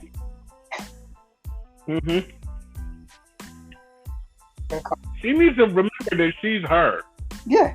And not other people are her. Wait. Because it will blow your mind. Yes, I think she said that one time. But yeah, Asuka needs to stop getting distracted. And it seems to happen every time she's a good guy. Yep. Like every time she's a good guy, she gets distracted by herself. Yep. That's so weird. It is totally weird. So they cut backstage and Charlie, Angel Garza, Andrade, and Zelina are doing an interview. So she's talking, and all of a sudden, Angel just starts flirting with Charlie. And he's flirting with Charlie, and he's flirting with Charlie. The janitor had to come out and mop up, and he's flirting with Charlie. And she's ready, she's smiling, and then he just gives her a rose. And it's like, oh, this is great. Don't go chasing waterfalls. Yeah. If you don't get why I said that, yeah. He slipped on his way out, and then Zelina came back, and Zelina looks at Charlie. She grabs the rose and rips off the top of the rose and tells her, "Have a nice day." I'm like, dude, like, I was like, the first thing popped in my head was like, wait a minute, Zelina has a crush on Angel Garza? And then I remembered, Zelina is married to Aleister Black. It's like, okay, that's not happening. No, but here's the thing, right? Mm-hmm. Like, that's non-canon. Okay. I do believe. So, Thea is married to, I don't know his real name, so I'm going to go with Aleister. But Zelina is not. For all the purposes, okay. Right? I do believe Zelina is supposed to be with Andrade. I don't know how 100% sure that is on TV, but I kind of think that's the thing. Like his manager, like his financial manager. They kept saying that the narrative at first, but when she first came out, it was like he was his wife or something like that. Remember he was pimping whatever, had all the like girls with him and shit. Like that? Yes. Yeah, I remember that. Like he was the party guy that, and like he would always be losing. Mm-hmm. Yeah, so I thought it was like more to it than that. Mm-hmm. Yeah. But she might be in love with him storyline wise, you know, it could actually still be a thing. She could be, but the best twist would be like if she was in love with Charlie. Yeah. Now here's the thing with that though, right? Do you think there's gonna be a match between them though? It should be. Now to me, people know Charlie is actually really fit. Like she probably can wrestle. Yeah. And the one thing that everybody forgets is that episode of NXT when Angel Garza won the NXT Cruiserweight title and proposed to his girlfriend. Everyone forgets that even exists. They don't even know that that's a thing now. Yeah, because we bring it up to each other every once in a while. Like, isn't he like getting married? Like, what the fuck? Yeah, it's a thing. But that was a thing. Yep. And then we had the best part of Monday Night Raw. Your favorite part and also my favorite part. Okay. Rey Mysterio responds to Seth Rollins. My eye. That's all I heard. Dude, it was so funny because Rey comes out, he's at home, and behind him is a WCW Nitro picture, and like he's talking, and I lie to you not. The first thing that pops in my head is like when he's sitting there, and I'm like, dude, why does he have one eye in that mask?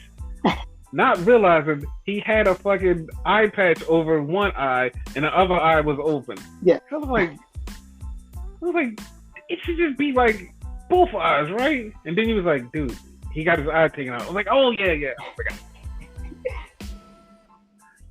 So he's cutting a promo talking about, yo, Seth Rollins, yo, I'm not down. I'm gonna be back eventually.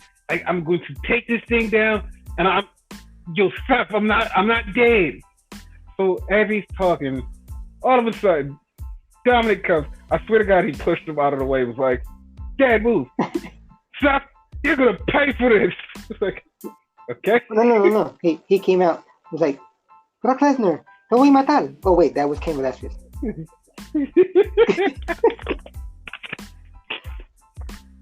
Dude, it was so funny. What have you done? Is like he pulled a promo just like that, like full on Spanish, but not knowing Spanish, which I imagine Dominic knows Spanish though.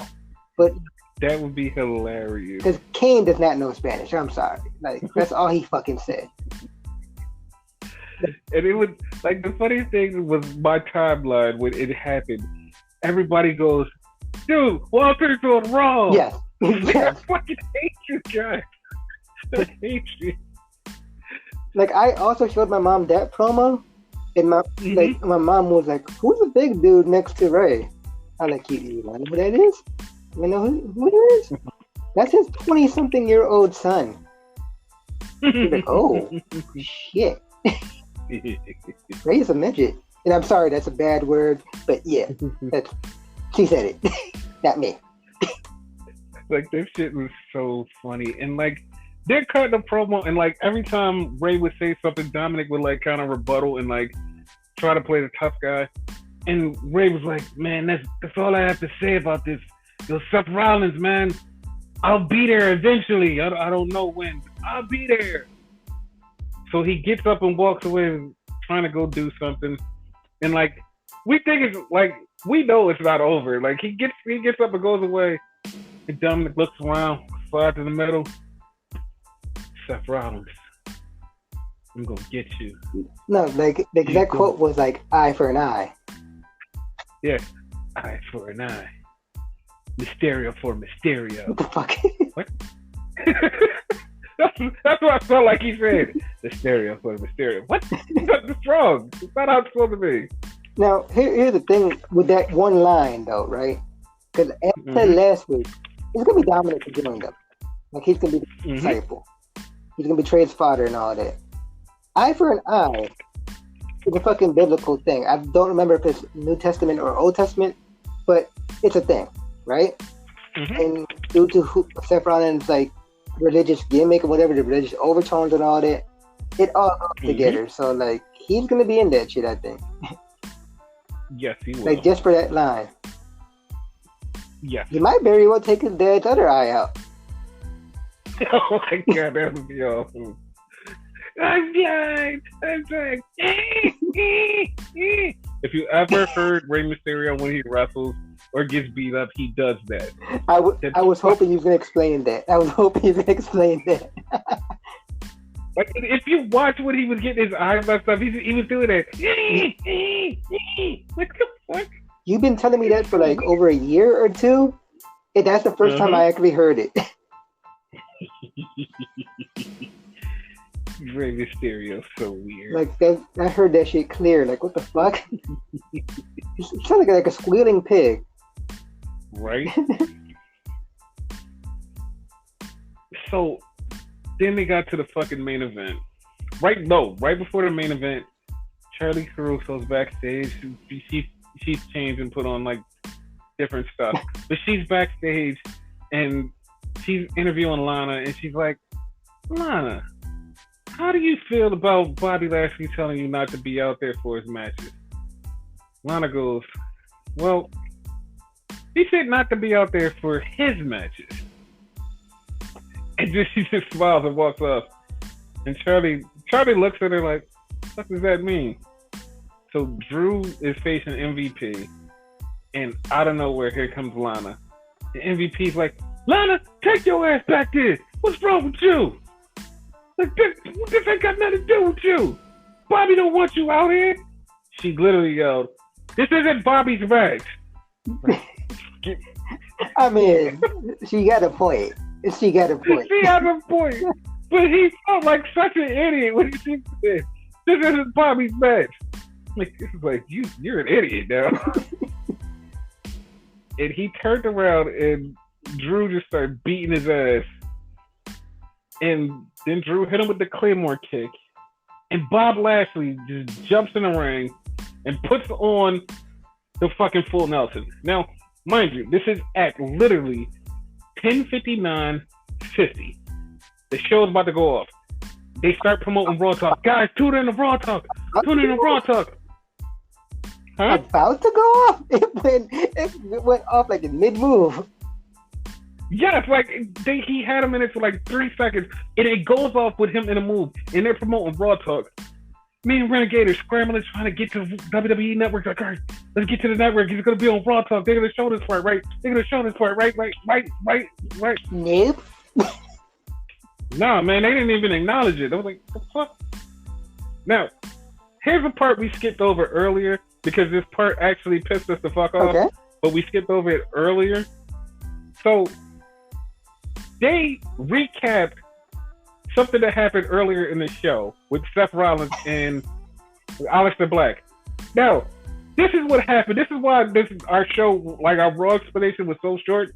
Because right after the Seth Rollins Aleister Black match, as soon as they came back from commercial after the match, they said, guys, this is what happened with Seth Rollins and Aleister Black. It literally was like a 15-minute package of what happened in that match and what happened to lead up to that match and what happened in that match. And it's like, I literally kept saying to Renegade, was like, I swear to God, we just saw this. He's like, yeah, that match just went.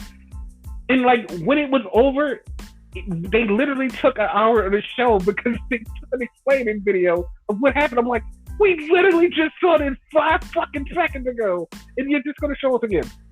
I was so mad. Because I told you, like, the odd thing about it is, like, we're not out of place because these shows are no longer live. They're like pre-taped. So I'm like, I asked you, I'm like, did they fuck up and show us next week's show? Like, what the fuck? And you're like, yo, that would be awesome if they did. It was so weird because, like, it was a whole recap of something that just happened. Yes. And then they showed that whole recap on Raw Talk. Yes. And that's a pet peeve of mine. Like, I used to hate 205 Live because of that, because Drake Maverick, which was the general manager at the time, he would fucking recap everything, like, up until that point for that episode, like the main like scenario of that episode. Like, he would do that. Like, yeah, I'll get that. Like, I would never be early for 205 Live. But they did that shit in the middle of Raw. Yeah. And then they did it for Raw Talk. And then after they did it, they brought out Seth Rollins. Literally, this is exactly what happened. Seth, what happened out there tonight? I proved myself to them in Rey Mysterio's name. Oh, okay. Thanks for coming out, Seth. Here comes the Street Profits. That was it? That's all y'all wanted to ask them. What happened out there tonight? They brought out the Street Profits, and then they brought out the Viking Raiders. And it's like, okay. All right. They're going to set up a match, right? They're going to set up a match. Anything you can do, we can do better. Hey, why don't y'all just have one big triathlon? What? Yeah, next week they're going to have triathlon. Why do y'all keep making them do stuff? And then they was like, all right, guys, this is the end of the show. Street Profits. We want to smoke. War Raiders. War. We want to smoke. War. We want to. And it's like, hold up. This is the end of the show. Like, this is what we tuned in for. It was fucking Charlie Caruso and Samoa Joe, and we tuned in for this. For fucking this. Ooh, I was so pissed. 30 minutes of the show. Gone. No fucking reason.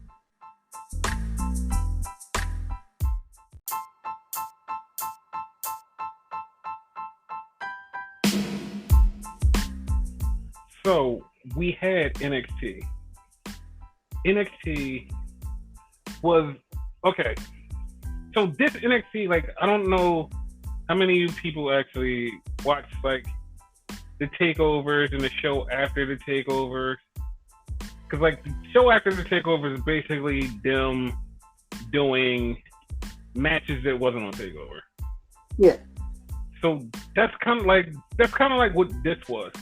It was like the shows, like the stuff that they would do at takeover, but not at takeover. You know what I mean? No, I totally got you. Yeah. Kind of like if you like, for example, for my YouTube, what I do, I go to Wikipedia and like process the matches that way, even though they're all announced. But again, my bad memory, you know. So they tend to have matches on there that were not on the takeover. Hence, I guess dark matches, which they will be there the following week, and all that. That's what this show felt like a ton of dark matches. Exactly. And it kicked right off into high weird gear. Like literally high weird gear. That's how it felt. Yeah. Like it felt so weird. Okay, so it went right into a match of Candice LeRae versus Mia Yim. Now, I love both of them, and was like, okay, this is gonna be a great match. Match started. Match was cool. I'm like, all right, cool. It goes really great. Then they go outside, and it's like, all right, they're fighting outside. Count out. I'm like, oh shit, they're counting them out. Fuck. So, one of my favorite things that I've always wanted was this thing that happened next. So, they're fighting outside. All of a sudden, Candice gets attacked. It's like, the fuck? Like, Tegan Knox come out and attack Candice like, hey, stop beating up my friend. And Candice is like, shut up, you.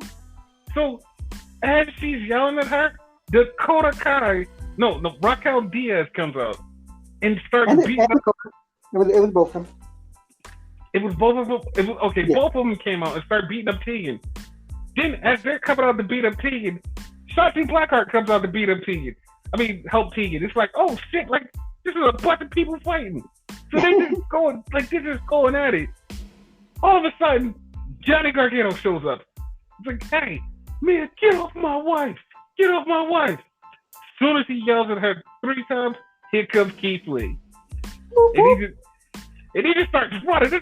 Like, Johnny starts running. Like, what? He's like, no, don't touch me. So, I threw you off with the Keith Lee. He threw me off. And then the referee goes, we're having a tag team match. Johnny goes, what? Yeah, we're having a tag team match. Keith Lee's like, I'm down. Johnny's like, I have on street clothes. No, he's like, we're having a tag team match. But I have on street clothes. Nobody wrestles in street clothes. Sasha did it. But he just starts trying to back out of it. So it's a mixed tag match with Mia Yim and Keith Lee versus Candice LeRae and Johnny Gargano. A couples match. Yes, it was a couples match. And the match was so cool because, like, it was so many fun shits that happened in this. Like, Johnny goes on the outside and Keith Lee goes to get Johnny. So he's on the outside trying to get Johnny. Candice LeRae jumps on Keith Lee's back and, like, bear hugging him, trying to take him down. So Keith Lee grabs Johnny with Candice LeRae on his back, throws Johnny back in the ring. He throws Johnny back in the ring and climbs back up on the steps and is standing there waiting for the tag from Mia Yim. And Candice is on his back. And he, like, the whole time, he walks up the steps with Candice on his back. And Candice is on his back, and he's just sitting there, waiting for the tag. And he looks at Candice and goes, are you going to get off of me? She's like, no. So he kind of backhand butts her to get her off. And she falls down, and Mia Yim grabs her and throws her in the ring. And it was really fucking hilarious. Then they're wrestling, and then they tagging the guy. Johnny comes in the ring. Johnny's like, I don't want to be in here. He's like, no, get your ass back in there, boy. And they start fighting around. So Keith Lee has him down on the floor, and all of a sudden Johnny's keys fall out his pocket and his wallet falls out. And I turn to Renegade. I'm like, dude, Johnny was not prepared for this match. And he's like, why? He's like, all the Johnny stuff just fell out of his pocket. Nobody should have stuff. No. Your exact words were, you'll see. And I'm like, what the fuck are you talking about? Oh, because what did he do? So, Keith Lee picks Johnny Gargano up for the powerbomb. Johnny grabs his keys off of the floor and punches Keith Lee in the face with the keys. And Keith Lee falls down and he gets the pin. And it was like, oh shit. And then he runs, Johnny runs out the ring. Keith Lee tries to grab him. Keith Lee is reaching for him. And he's standing, he's kind of on the bottom rope reaching for him. But Keith Lee's hand is in between the steps and the pole. And Johnny kicks it and kicks Keith Lee's hand. I was that was actually a good finish. I liked it. Part of me didn't. Okay, explain why. Because, the hand injury I could deal with. Fine, right? But if he's dealing with an eye injury also, you're basically rehashing the Rey Mysterio thing that we're currently doing. If you're going to rehash something, don't rehash something that's currently going on. You know? But actually, I have a caveat to that. Because everybody is like, oh, he hit him in the eye, he hit him in the eye. What if he didn't hit him in the eye and he poked him in his head and hurt him? Then I'm fine with that. You know what I mean? But if it's the actual eye, nah. Because remember, he wasn't selling the eye after that.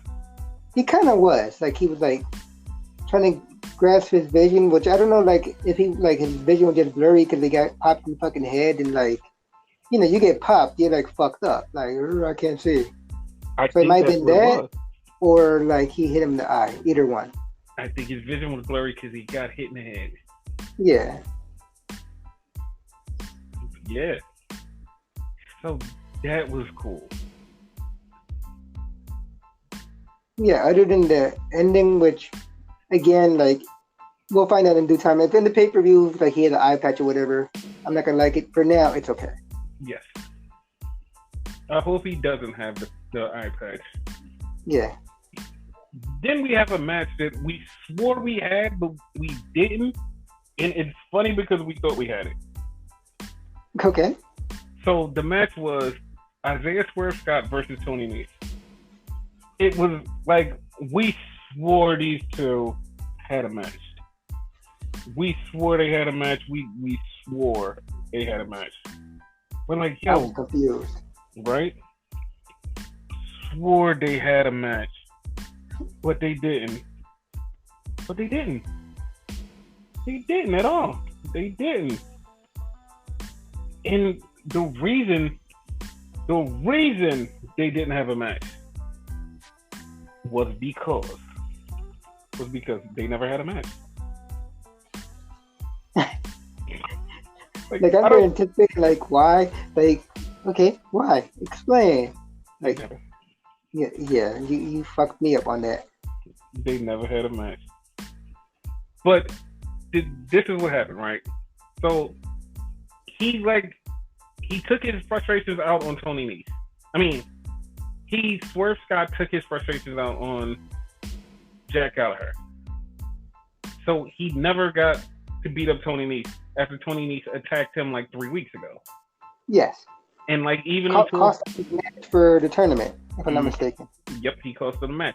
He never got his revenge. He did get his revenge on Jack Gallagher, but that's it. Yeah. So this was their match. They finally got the match, and it was good. Yeah, I liked it. But the funniest thing about it, the most hilarious thing about it, they're having a match. Jack Gallagher comes out to help Tony Nese. what the fuck do? You fucking call Tony Nese the best, and Tony Nese fucking loses. And then you try to run in an attack swerve and fucking fall out the ring. Like, nigga, what? Yeah. So fucking hilarious.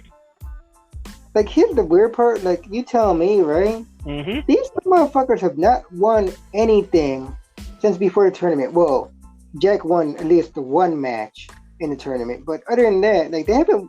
Neither one of them has won it for a long fucking time. Am I right about that? Dude, I don't think they fucking won in ever.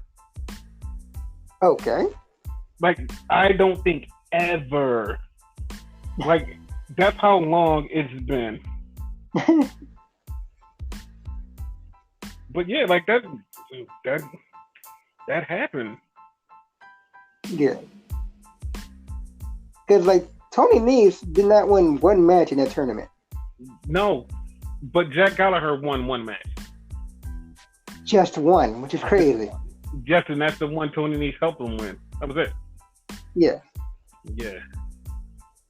So we had a promo for a triple threat tag team match for the number one contenders for the tag team titles.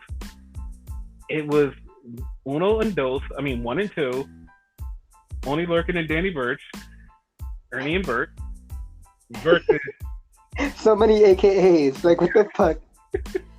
versus Strongfish. Now, did one of your numbers.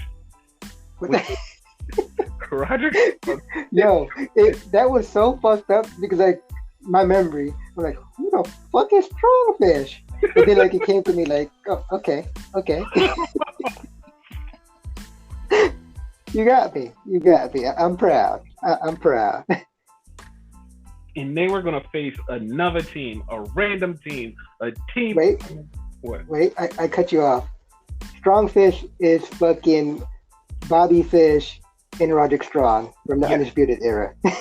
Because if I don't say that, they also are going to be like, who the fuck is Strongfish? But yeah, they said it was going to be a team, a mystery team, part of this three-way, and we were like, okay. So then they showed Chelsea Green last week. After winning, this makes no sense to anybody. After winning, I'm firing my manager. Huh? Okay. I'm going to Raw or SmackDown. All right, but huh? Like, you just fired your manager, the guy who got you here. Fuck that guy. All right, cool. Whatever. So, like, you're the wrestling historian and all that. Has that ever happened where the team has won and then, like, they fired the manager? Yes, that has happened, but, like, it has happened, but it always winds up with a real cool result. This one isn't going to be that cool result. Because I can remember one off the top of my head, but I don't think it's exact. Remember when AOP got called up and they had Paul Ellering? Mm-hmm. They were like, nah, dude, you stay there. Yeah, that happened. Yeah. Like, but I can't remember. It was a tag team, and they got hot, and they were doing so good, and they won a match, and they was like, all right, manager guy, fuck you. And the manager left. The manager was like, all right, you fire me, I'm going to get your ass back. And the manager went and found a better tag team to whoop their ass, and that was it. Oh, shit. Yes. If I'm not mistaken, I just quoted, like, the Jim Cornette thing, because I swear it was a Jim Cornette thing with, like, either the Midnights or the Fabulous Ones. Like, it was something in that era. Like, something in that era. But that sounds about right. Yeah. But back to modern day, it was Santana Garrett versus Aaliyah. And we all know that Aaliyah has been courted by Robert Stone. So, just straight off the back, I hate Santana Garrett's music. They need to give her real music and treat her like she's a person, because that shit is horrible. They had this match. They had this really good match, and all of a sudden, halfway through, here comes the drunk guy who slept in his clothes from last night, Robert Stone, stumbling down to the ring, Aaliyah, I love you, baby. That's not what he said, but he might as well said it because he looked like a drunk that said, Aaliyah, I love you, baby. So Yeah. he's the whole time he's trying to get her attention, like, hey, I can manage you now. I got this. And like literally, he said that. She turns around and goes, huh? Santana Garrett catches her with her finisher and pins her 1, 2, 3. And it was like, the fuck? And he's looking like, oh shit, I fucked up now. And he just walks away, and Aaliyah's like, what were you saying? He's like, nothing. And he just left. It was so stupid. Maggie, this match was weird because neither one of these women have a good track record as far as win losses. Mm-hmm. So to me, it was weird because, for all intents and purposes, they're both jobbers. So you kind of had a jobber versus a jobber. So yeah, whoever won, it was gonna be amazing, in my opinion. Yes, it was fucking crazy. Like I fucking I loved it. I loved it. Yeah, but yeah, Santana needs new music. Yeah, I think Aaliyah is gonna wind up with Santana Garrett. I mean, no. I think she's gonna wind up with Roderick Strong. What? Robert Strauss. He needs a different name. He's Roderick Strong. One thing, right? Uh-huh. He changed it to Stone. Robert, see, fuck him. Robbie E. She needs to team up with Robbie E. Fuck that. He brought it back to Robbie E. Fuck. Fuck that. I'm not gonna remember that. His name is Robbie E. Fuck it.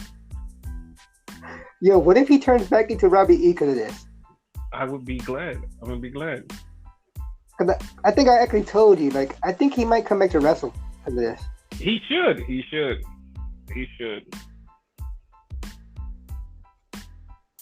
So right after that, Tommaso Ciampa cut a promo and he said, yo, Karrion Kross, you're not gonna kill me because you're gonna die.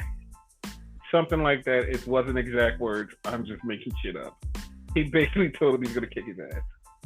Sounds about right. Yes. Then we had Bronson Reed versus Cameron Grimes. You want to tell him who won this match? Because I love when he wrestles. Tell him who won this match. Go ahead, tell him. Oh, Karrion Kross. I'm not wrong. So much, but yes. Loophole. So Trevor Lee and Bronson Reed wrestle. Bronson Reed is kicking his ass, and then Trevor Lee just hits the double foot stomp and wins. Hey. Huh? Slave name. Cameron Grimes. Cameron Grimes is beating up Bronson Reed. Like he wins. So Cameron Grimes gets out of the ring. As soon as he gets out of the ring, Karrion Kross slides in there. Now, Bronson Reed is a big dude. All of a sudden, Karrion Kross just hits him with a fucking back suplex. It's like, oh, like with ease. With fucking, like a Sambo suplex, right? Yes, like with fucking ease. Like, bam. I was like, ooh, dude. And then he just looks at the camera and just says, he's like, TikTok, your time is coming, Tommaso Ciampa. Like, oh my, that was a tease. That was a tease. Like I have a question for everybody listening, including you. All right. Mm-hmm. How long until he actually makes a TikTok? Oh. The year 2042. Oh, we'll all be dead by then. We probably will be, but his daughter will be alive, and she will make a TikTok just to remind people that her dad killed everybody. Oh, shit. That will be the TikTok. TikTok. That will be her. Then they did this promo leading up for the backstage brawl between Velveteen Dream and Adam Cole. So, baby. Okay, now I don't know if you noticed this.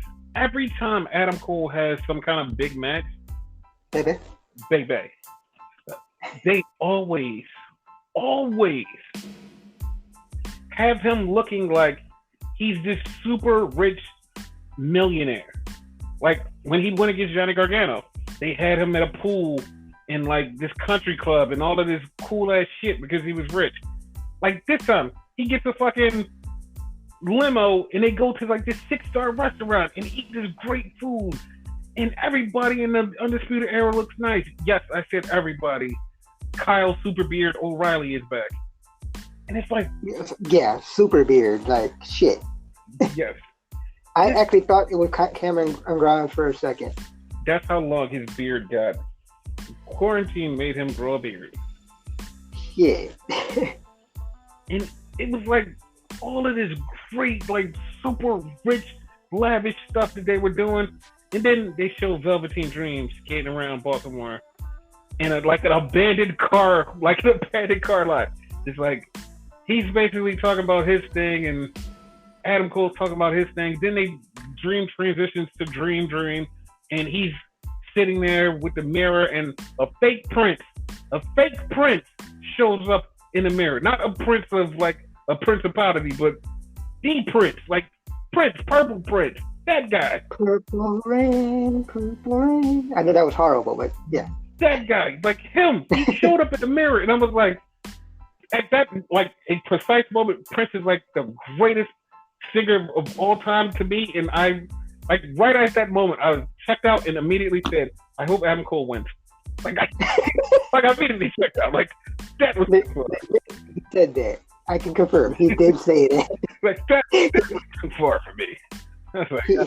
He was pulling for Dream before that. As soon as that happened, like, yeah you're gonna... fuck him. Like, I even say, wow. Yeah, it was bad. And then they went to the triple threat tag team match, which did, like, this is so funny. So Ernie and Bert came out first, and then the Undisputed Era came out, and we're waiting for the next tag team, and just some weird things in the middle of the floor, and we're like, what the fuck is this? And the whole arena went dark. Yes. And then it was, oh my god, it's Breezango. And you of all people, first thing out of your mouth goes, yo, it would be funny if Breezango won this match. And I was like, dude, it's not happening. It's gonna be Ernie and Bert. He's like, nah, but what if Breezango won? I'm like, no. Well, they did the triple threat in a weird triple threat-y way. So they're doing. I like the word. It's a tag team triple threat where all of the tag team members are on the outside and 3 people are in. So you have to tag your partner in to be in the triple threat. And it was different and it was great. As I told you when we were watching it, I hope they do that same style for a 4-way. Mm-hmm. It was great. Yeah. It was great, and well, Breezango won.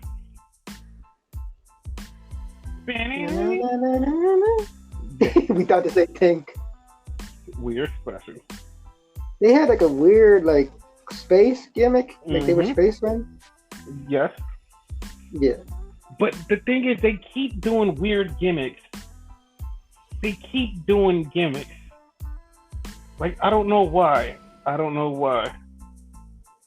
Here's the thing. It's going to be the weirdest thing I've ever said on this show or in our personal life, I think, right? Mm-hmm. Their gimmick are gimmicks. You know what? Yes. Like, you get what I'm saying? Like, it's weird. I got it. And then we had a great video package / promo. No, did we say Breezango won? Breezango won. Yeah, Breezango won. We said it. We had a great video package with Charlotte Flair, Rhea Ripley, and Io Shirai. It was great. I loved it. What about you? Oh yeah, it was like really fucking awesome. Like it gave that real vibe, like it was a shoot. Mm-hmm. And like Charlotte said, like the one line that stuck out to me is like how everybody was saying, "Oh, you don't go here to Charlotte, whatever." Seymour that said, "Bitch, I made here." Right. Like my class made this show, and her class being the 4 horsewomen and the ladies of that era. And they really did. Like they really did. Yeah, you can't really take it away from it. Because at the time, WWE, like the, quote unquote the main roster, they were lacking like a motherfucker. Like these ladies, like they were the women's revolution. You could say the Bellas, which the Bellas, right? You could say Paige, but like no. You can't say Paige because Paige came from NXT. You cannot put her in their class. Like she doesn't belong in that Bella's class. She belongs in that class with Charlotte and them. I know, but she always likes to put herself in there. So she can't because I don't think she even realizes how dumb that sounds to her. Like Paige helped start NXT. Like the very first match, like I remember when you saw NXT for the first time, the very first match you saw was Paige and Emma go, and you was like, oh, they're wrestling. I was like, yeah, they're wrestling. Yeah. And that's when I noticed like the contrast because main roster was like not necessarily bra and panty matches because we were past that. But like hair pulling, like slapping, dumb matches, like their matches would be like a minute. Yeah, exactly. It just would be weird, like, and we hated it. It would be times we would just literally throw our hands up and be like, "Why can't they be like NXT?" Yeah, we just kept saying it because we just kept getting angry. We was like, NXT is so great. Why can't they be like NXT? Like at one point there, we had like, I don't remember if it was an hour or half an hour Iron Woman match. And yeah, like, why couldn't the main roster be like that? Yes, every time they would show a match that was on the main roster at the time, we would be like, but like NXT exists. And like, I remember one time somebody even said, yo, this is the best women's wrestling, best women's wrestling on TV. Like, I literally turned off my TV at that time. And you was like, dude, did you just turn off your TV? I was like, yes, we watch NXT every week. It's never way better than this shit. What is he talking about? And this is when they were on Hulu, if I'm not mistaken, right? Yes. Yeah. Yes, at one point, fucking NXT was on Hulu, y'all. Yes, NXT was fucking the greatest shit ever. Yeah, it still is. Yeah. But yeah, but that video package was great. Yes. Then we came to the main. Do you remember what the main event was? No, do you? Yes, I do. I was throwing it like, all right, maybe he'll jump in and go, yeah, the main event was. No, he didn't say anything. The main event was great. There you go. Okay. The main event was El Hijo El Fantasma versus Drake Maverick. Yeah. Yeah, I remember that. Yeah, that match was good. Like not only was it good, but it felt good. I explained it to Ed, but it felt good. Yes. So that match was so good that at the end of the match, everybody was kind of happy. So, all right. So this is how the match ends. El Hijo is whooping Drake's ass, and Drake starts to come back. Drake is coming back, and Drake is beating ass. So he throws Hijo out all of a sudden. Oh my God! Here comes the mystery Mexicans. Okay. Again, the dudes in the Lucha mask. The Mexicans that keep getting kidnapped by somebody, and they come out to kidnap Hijo. But Drake says, "No, fuck that! I'm gonna save you!" And he jumps on the Mexican. Hijo gets back in the ring, goes right back in the ring, and he waits for him. So Drake gets back in the ring. Hijo catches him and hits him with his finisher, the Phantasma Bomb, and pins him. Wait, no, that's what I said, right? Uh-huh. It's actually the Phantasma Driver. Okay, the Phantasma Driver. Yeah, because they said that. I'm like, close enough. And soon as the match was over, I was like, conspiracy! Yes. Because guys, fucking El Phantasma is the leader of that group. He's the leader of that fucking group. I don't care what nobody said. That's 100% right. You've Yeah. been saying that for the longest, and yeah, it's like that. He's the leader of that group, guys. And it's gonna happen. I can't wait to the big reveal. I can't wait. When they reveal he's the leader, I want to see everybody's faces. When that happens, Drake probably come after him, right? I hope so. I hope he does. Yep. But yeah, guys, after the match, El Hijo shook Drake's hand, said, "Hey, cool, I'm the champion," and then left. Yeah, he didn't even feel bad for him getting fired or nothing like that. Hug him, I'ma miss you or nothing like that. Nothing. He's like, "Fuck you, I'm the champion, yay!" Yeah, let us not forget, y'all. Drake was one of the ones that got fired. Yes. So Drake is standing there, everybody's cheering him. "Hey Drake, we love you, Drake. We hope you see you again someday." "No, Drake, I'm sorry." That's all the stuff they were saying. Yeah. Mind you, these are his peers, so it made sense. Yes. So Drake is walking back, and he's got his back turned, standing to the people, and out comes Triple H. "Oh my God, it's Triple H! Oh my God, it's Triple H! Triple H is here!" And he has a clipboard. And he takes a clipboard and he hits Drake over the head and then busts him open with the pen. And in Drake's blood, he signs his name on a contract. And he says, "You're here for life, pal." And then kicks Drake in the stomach and pedigrees him. And Yo, how fucking funny would that be? Yo, I would be laughing right now. Yo, you should have saw my face when he made all that up, y'all. He made all that up. I'm sorry. That was bad.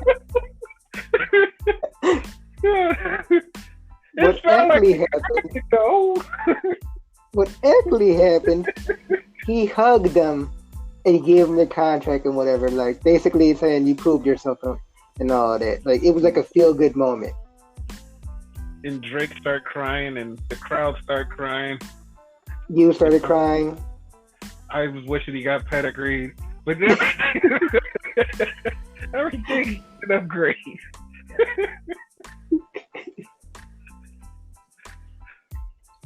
So yeah, Drake Maverick is back. How do you feel about that?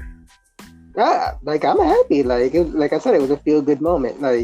I'm not normally into those, but since it was a real life thing, yeah, it was good. The thing people didn't notice, right? And I pointed it to you. You do know, regardless if he was there or not, he never got fired, they would still have to offer him that contract. Why? Because he had I'm going to call it a general manager contract. He really didn't have a superstar contract per se. Got it. He did it offhand, whenever. But he was the general manager of 205 Live. Also, as I said, 205 Live, so he was a member of that roster. So he got his NXT contract. Yes. So yeah, I was like, I was happy that he got his contract. There were people who were not happy about him getting his contract. And they can all kiss my ass. Go ahead. Okay, Jesus Christ. So Leo Rush got to Twitter and was basically like, "Yo, I think it's fucked up." He was like, "I'm glad for Drake that happened, but I think it's fucked up that you use that and we're out here fucking starving and shit, and we got fired for real, for real, for real. But you're out here playing shit like that. Like, that's crazy." And I was like, you know what? That makes sense. That makes real sense. I understand what you mean. But at the same time, it's like just like you could have just like not said anything, dude. Like you could have said anything. Yeah. But no, he was like he said what he said because like I said, I understand his whole thing was like, yo, I got fired. I never got a chance to get that contract back. But dude, like man, like if you did have a chance to get it back, you just ruined it. I'm just saying. That's true.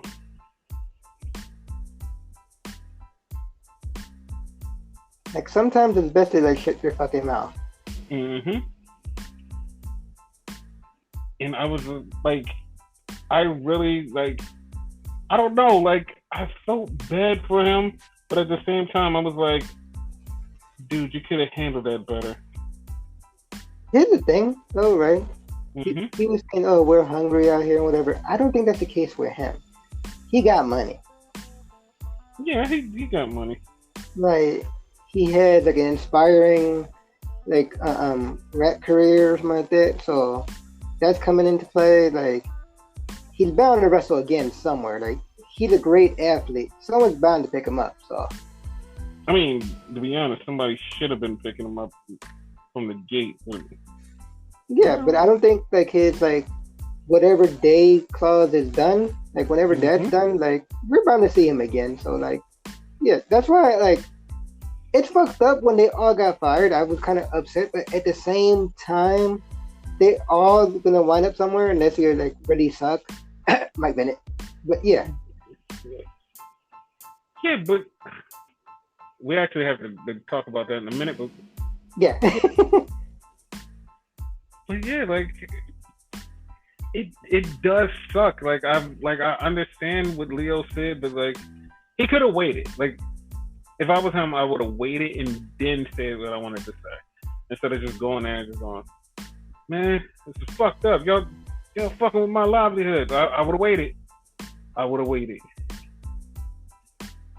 But they may have hired him back. Him no. Because they had so much controversy with him and his talking and like him getting on people's nerves. Remember all the stuff? And I know he's like, yeah, that didn't happen, but it happened. Yeah. So like I'm not sure if they would hire him back. You know what I mean? No, I got you.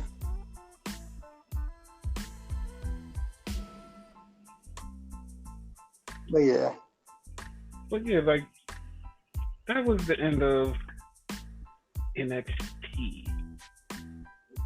Or like I would like to call it. Yes, because now Drake is part of the NXT roster.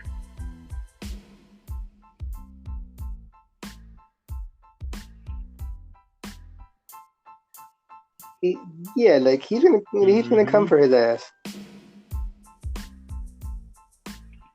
And I hope it doesn't happen next week. I hope it happens like a week or two later or like a couple weeks later. Because I want him to like really wait for it. And then like he'll be sitting there and he'll find out and be like, wait a minute, hold up. And then like it sparks a thing. And he, like, matter of fact, I would want him to go for the title again. And then he lose because of them. And then find out they're on his side. Catchphrase, please. Perfect. Slow burn. No, the catchphrase. What's the catchphrase? That was your thing. Slow burn. It was. But yeah, I can't wait. So this weekend, this Sunday, matter of fact, is Takeover in your house. In my house? How you feeling? Oh, Yes, I'm kind of scared because like, they might break something. Oh shit! They will. Your wallet. That's already been violated. So no, but I like that card looks fucking awesome. It's funny because like I heard somebody today go, "I'm not excited about that card," and like a lot of that card is like you don't like really look at it and go, "Yo, it's like the best card ever." You're like, it's an alright card, but you know that they're gonna deliver because all the matches in the card. Because like, okay, the six woman, to be straight, the six woman, it's Mia Yim, Tegan Knox, and Shotzi Blackheart versus Candice LeRae, Raquel Diaz, and Dakota Kai. The faces, which is fucking Shotzi, Mia, and Tegan. Okay, I actually have the heels winning because I think they're gonna keep the momentum on Candice's side. Like I have a feeling Candice is gonna wind up with the win. Like they're gonna keep, like I swear they're gonna keep her strong for I don't know why, but I think that they're gonna keep her strong. I didn't say she was gonna be the one to take the fall. It's gonna be Raquel. Oh yeah, hell yeah! She's definitely gonna go. At the 3, she's the weak link. Yeah. Yeah. Like she could go. Now a match that I totally forgot was on here until like I seen like a clip for something of it. Finn Balor versus Damian Priest. Oh yeah, like I actually did that match. Again, everything Enigma. YouTube, look it up. Boom. It should be up probably tomorrow or not Saturday. But yeah, like did that match too. Like that match is gonna be interesting. Like who you got in that? I don't know. I kind of have Finn in it. Like I don't know why. I feel like Finn is going to be. I do too, but at the same time, like here's the thing. It's the difference between who I want to win and who I think's gonna win. I think Finn's gonna win, but as much as I like Finn, I don't want him to win because Damon's the new guy. Okay. You know what I mean? He's gonna be the shit. He's gonna be the next big thing. Sorry, Brock, but you know, like he can't do that if he loses. I think. Right. Like he'll like you were saying with Candice, like he'll lose that momentum.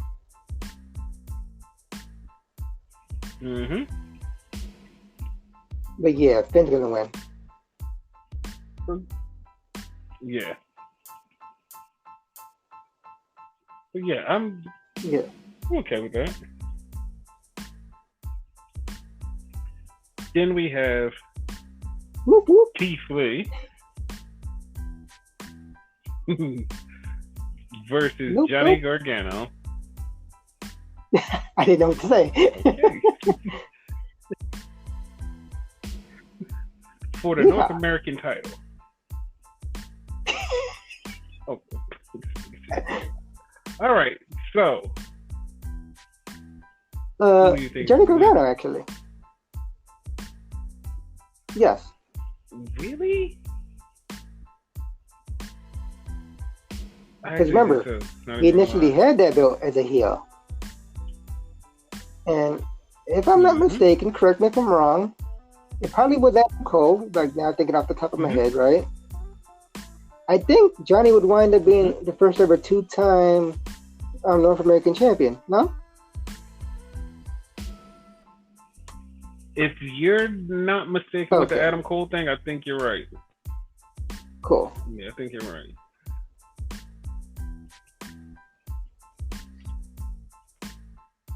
And then we have the Battle of the The Ball. Baldies. If y'all remember the Baldies, y'all get so many cool points.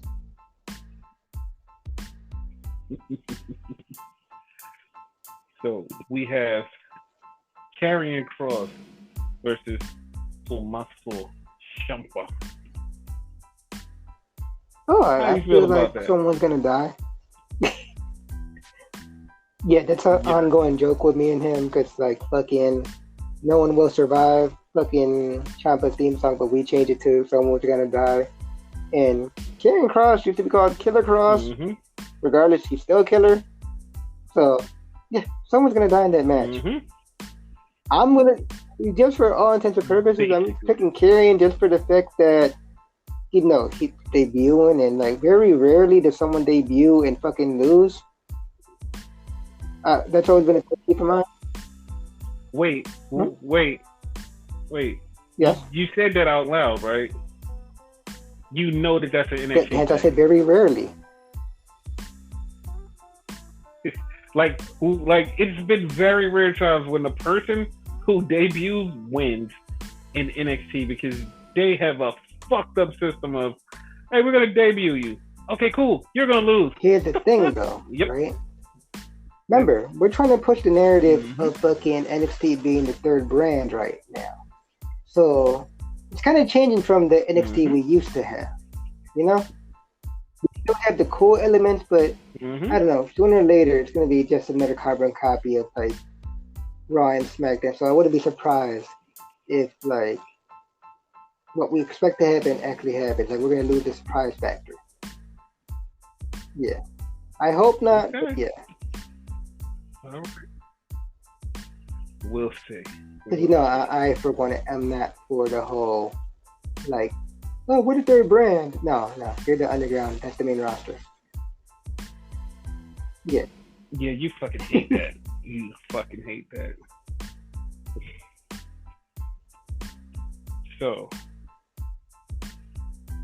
we have that match. Then we have the newly tag team championship match, which is the boys. Like you said, the Imperium boys, versus- and in my head, like just out of fucking habit, the New Day.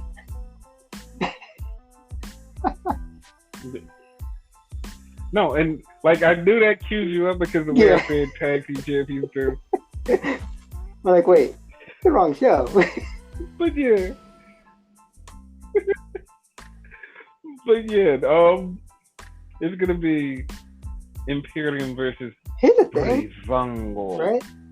Would that be one of those like dark matches and whatever? Because as I said, like I go to fucking Wikipedia for these matches and all that, right? The 6-woman tag, which was announced after that match, like it was announced at the end of the show, right? Like that's actually on Wikipedia. The tag team match is not. Okay, here's what's the thing. Because remember, I walked into that night going, yo, there's no tag team match on this pay-per-view, and it's usually a tag team match on this pay-per-view. And you're like, yeah, that's true. So yeah. So it's like, do you think it's like, since it's quote unquote not announced as far as Wikipedia, I guess, right? Do you think they're just gonna like forget what happened and like totally just like throw it together and whatever? Like, oh yeah, you're the number one contender, but they never said when, and they'll just make the match then. Yo, I'm gonna be pissed because like this will literally be the first takeover without a tag team title match on it, No. or a tag team match period is like on it. Like they'll play the narrative like it was never announced when they're gonna do it. We're gonna do it tonight just because. As if they didn't actually announce it, because I swear I heard them announce it too. That it's supposed to be for in your house, but like, what if they just play the narrative like, oh yeah, we didn't announce it, but yeah, we're gonna do it this way. I hope that they put it on the show. You know what I mean? Like they just make it. Because if they don't, it'll probably be on next week's NXT. Oh, it could be on next week's SmackDown. I'm fine with that. No.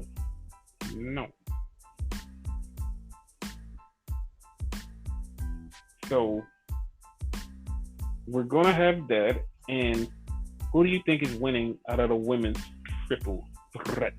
Which is, I know, but you had to tell the people. Io Shirai versus Rhea Ripley. My money's on Io. Like she's the only one. She's the only one out of the three that has not won the title. And I feel like we're all gonna get screwed, and it's gonna be like, hey, it's Rhea or Charlotte. Not hitting on Charlotte, but it will be more of a screw job before Charlotte. Just saying. Yeah. Like, it definitely should be Io. This is Io's time, but also, how much time do you have when you work on the weekdays? But, you know.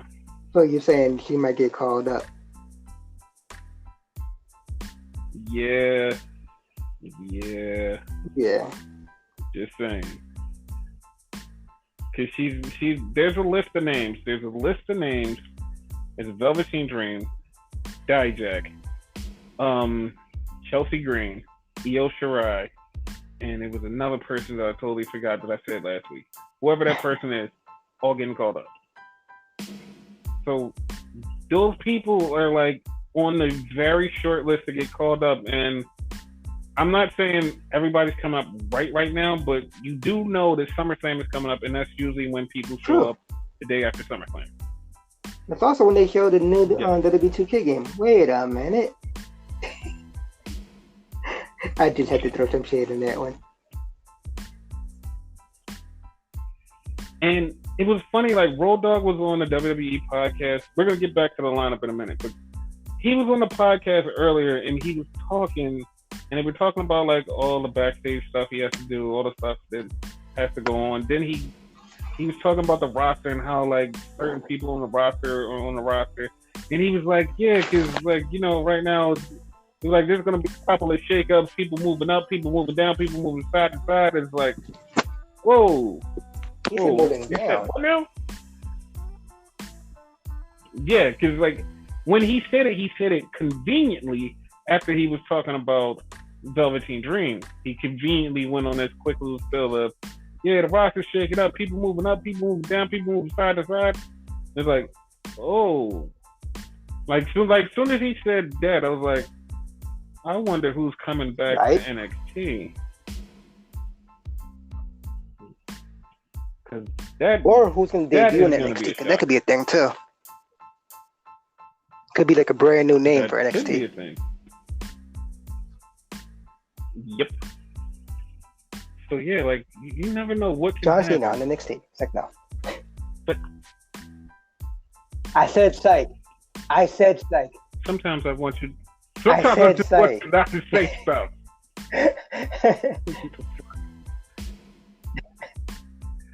Back to the. Because you got so angry. I said psych. Jesus. I was joking. But yeah. You got to be joking me.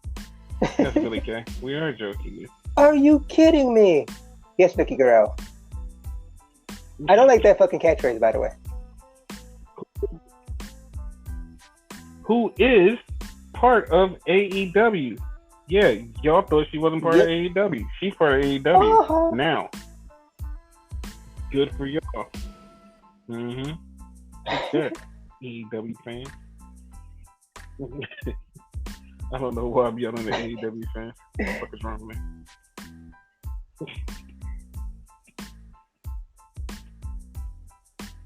But yeah, that's fuck. I forgot to talk about Velveteen Dream and Adam Cole, baby. Dude. Look at his name. Yes, and backstage parking lot brawl. Yeah. That's what it was. That's exactly what it was. That's exactly what it's called. So, yeah. Totally fine with that. I'm totally fine with that. Like, I was How do you wondering feel because about it? like it was rumored for a while this was gonna be a cinematic match, but how were they gonna do it with the issue? There you go. That's how you get it. Yes, Mm-hmm. they figured it out. It's probably like along the lines of a like I don't know Eddie Guerrero and John Cena type of thing. Yeah. John Cena. Yeah. I'm okay with that. Yeah. I'm totally okay with that.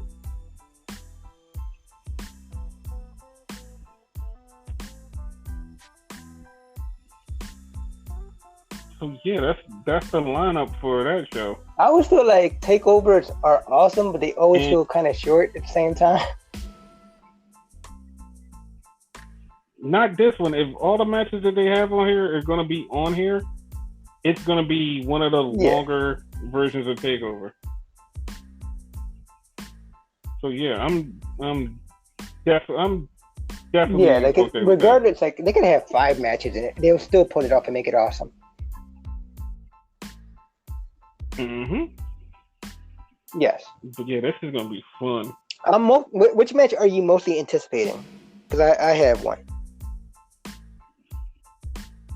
I'm The mostly women's match. What anticipating about you? the Karrion Kross match because like we've been like ever since he left fucking Impact, we've been wanting to see what he's gonna do, and like yeah.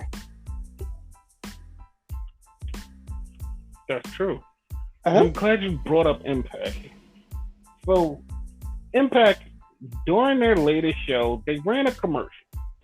In this commercial, they showed all the fired WWE wrestlers Including Drake that Maverick. recently just got fired. I think they need to edit that. Including now. Drake Maverick. Yeah. And everybody saw that, and July 18th is the date. Everybody's like, oh my God, all these people are going to show up in Impact. How do you feel about it? I think we know who it is. I'm okay with it. Like that was nice marketing on their part. So yeah, it should be awesome. Mm-hmm. People are saying it might be more than one person though. Okay, this is what I heard Okay. from a source, from a reliable source. The day before, literally the day before, everybody's contract runs out. So their 90-day clause is up the day before. Which is Everything Bound for happens. Glory, if I'm not mistaken. So, Okay.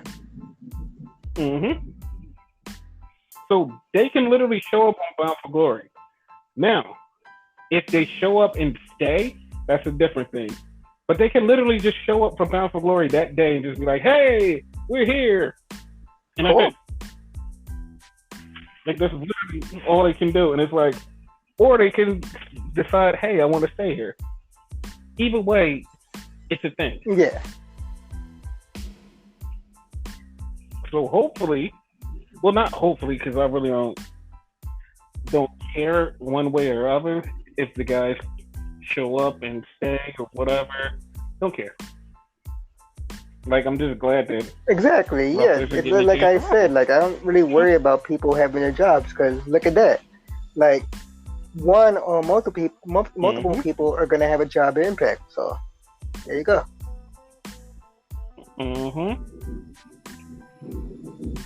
Like, yeah. So that made me happy. But yeah, as to who we think it is, they went through the whole thing, and there's a guy looking at the TV, and it's like he has a hoodie and whatever, looking like the fucking hacker. Which, by the way, they changed it to hacker. He's not like the hacker, the WWE hacker. Rumor is it might be CM Punk. Yeah. That's all I say about that. Yeah, now there's It more could possibility be. it could be. Anyhow, right? Yeah. I don't know where, like I forget where, but I remember seeing it. There was a Bulgarian, or as John Cena would say, Bulgarian flag. Yes, there was Bulgaria. a flag Yes. from Bulgaria. And we all know who's from there. EC3. Yes, EC3 is from there. That's right. That is right. EC3 is from there. And I can't wait for EC3 to go back. Yes. For real. Rusev, a.k.a. the newly found Twitch streamer, Miro. Yes. He will show support him on Twitch, by the way. Miro. Support him. Support fucking Drew Gulak. Gotta love him. He's the buddy. Yes. Yeah. Support fucking Drew Gulak. No, don't support fucking Like, Drew Gulak. I just realized what you said. What the fuck? You said that. I'm just repeating what you said. I'm fixing it. Because you was like, support fucking Drew Gulak. That's why I said it back to you. Like, maybe he'll catch me. He said support fucking Drew Gulak. Okay. Support. Yeah, say it. Support Mike Rome. Yes, support Mike Rome, who is a good friend of ours. Who's also a good friend of ours. A.k.a. Drake Maverick. He's not a good friend of ours, but he's a friend of somebody. Fucking Levi Bates, which, yeah, you didn't think I was gonna fucking give a shout out to somebody out of WWE, did you? The Liberian? Yeah, well, we didn't know. Yeah, like, which one's the Liberian now? The one that reads books. Evil Uno? Yeah. Or, like I call him, Good Uno? Yeah. I actually tweeted it. Follow me on Twitter, Renegade Enigma. Kip Sabian, yes. Penelope Ford. Yes. Paige. Ford, yes. Paige, yes. Some guy named Chugs McMuffin was like, he must be Canadian. He's really nice. If you guys didn't know, that is AJ Styles. I mean, wrong. Adam Cole. But, okay, like, follow AJ Styles. It's not on Twitch. It's on Mixer, but... No, we're not supporting Mixer. We don't support Mixer. We don't support Mixer. No. Well, Baron Corbin's over there, too, so, yeah. Baron Corbin is on the Suite on Twitch, which is a channel with Tyler Breeze, Sean Spears, and Baron he's back Corbin. On there? See? Oh, okay. Yes, he's back on Xavier there. Woods, that's another one? Yes, support Xavier Woods. Yeah. Yes. Am I forgetting anybody? He's a great guy in there. Probably. There's probably more people in there that we just keep forgetting. Because every day there's somebody new. I'm currently watching someone now, right? On Twitch. It's muted, that's why y'all can't hear it, right? And I didn't even mention him. Mm-hmm. Lance Dorado. Uh-huh. Yep. I had a feeling. I was waiting for it because I'm expecting you to say it, and I'm like, dude, just... Yeah, so Lance Dorado. Let me go through here real quick, because, like, I'd like to support these motherfuckers. Cesaro, yes. Yes. Jeez. Like, I was so bad for that guy. Fucking Zelina Vega is gonna, like, fucking start streaming soon. She hasn't started yet, but she's gonna start soon. She's also gonna Keith start Lee. very soon. Yes. And I can't wait to see Zelina Vega because I want to see her catch. She has like 67 catch. I'm not joking. She has like adorable. 67 catch. Adorable. Like, you want to see something fucking crazy, right? Watch their fucking YouTube channel. Mm-hmm. Watch their fucking YouTube channel. Yes. We're not plugging wrestlers' YouTube channels because it's like 97 million wrestlers on YouTube. Oh no! But this one in particular, because if y'all didn't know, Zelina Vega's married to Aleister Black in real life, and to see him, someone like him, playing with these kitties and all that, it's like, that's cute but scary at the same fucking time.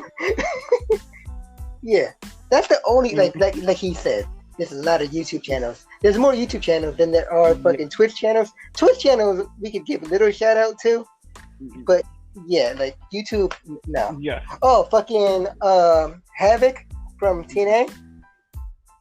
Yes. Jessica Havoc. Also, Eagle, yes. Ethan Page fucking, from TNA. I don't know if he started it already, but Sami Callihan. Yes. Yes, Sami Callihan. Fucking Yes. Dio, the former announcer from Raw. Like, I don't know what he's doing now, but yeah, like he has a channel. No, but like he's on Twitch right now. Oh. Yeah, you know that he got replaced by fucking Samoa Joe. So. Yes. Wait, he got replaced by fucking Samoa Joe? I fucking hate you. Wait, you fucking hate? Oh my god! Thank God it's Pride Month. You know what? Jeez. Like, we're done. We're done talking about wrestling, right? What? So, yes, we're done talking about wrestling now. Right? Yes. And like we're done. So yeah, fuck this shit.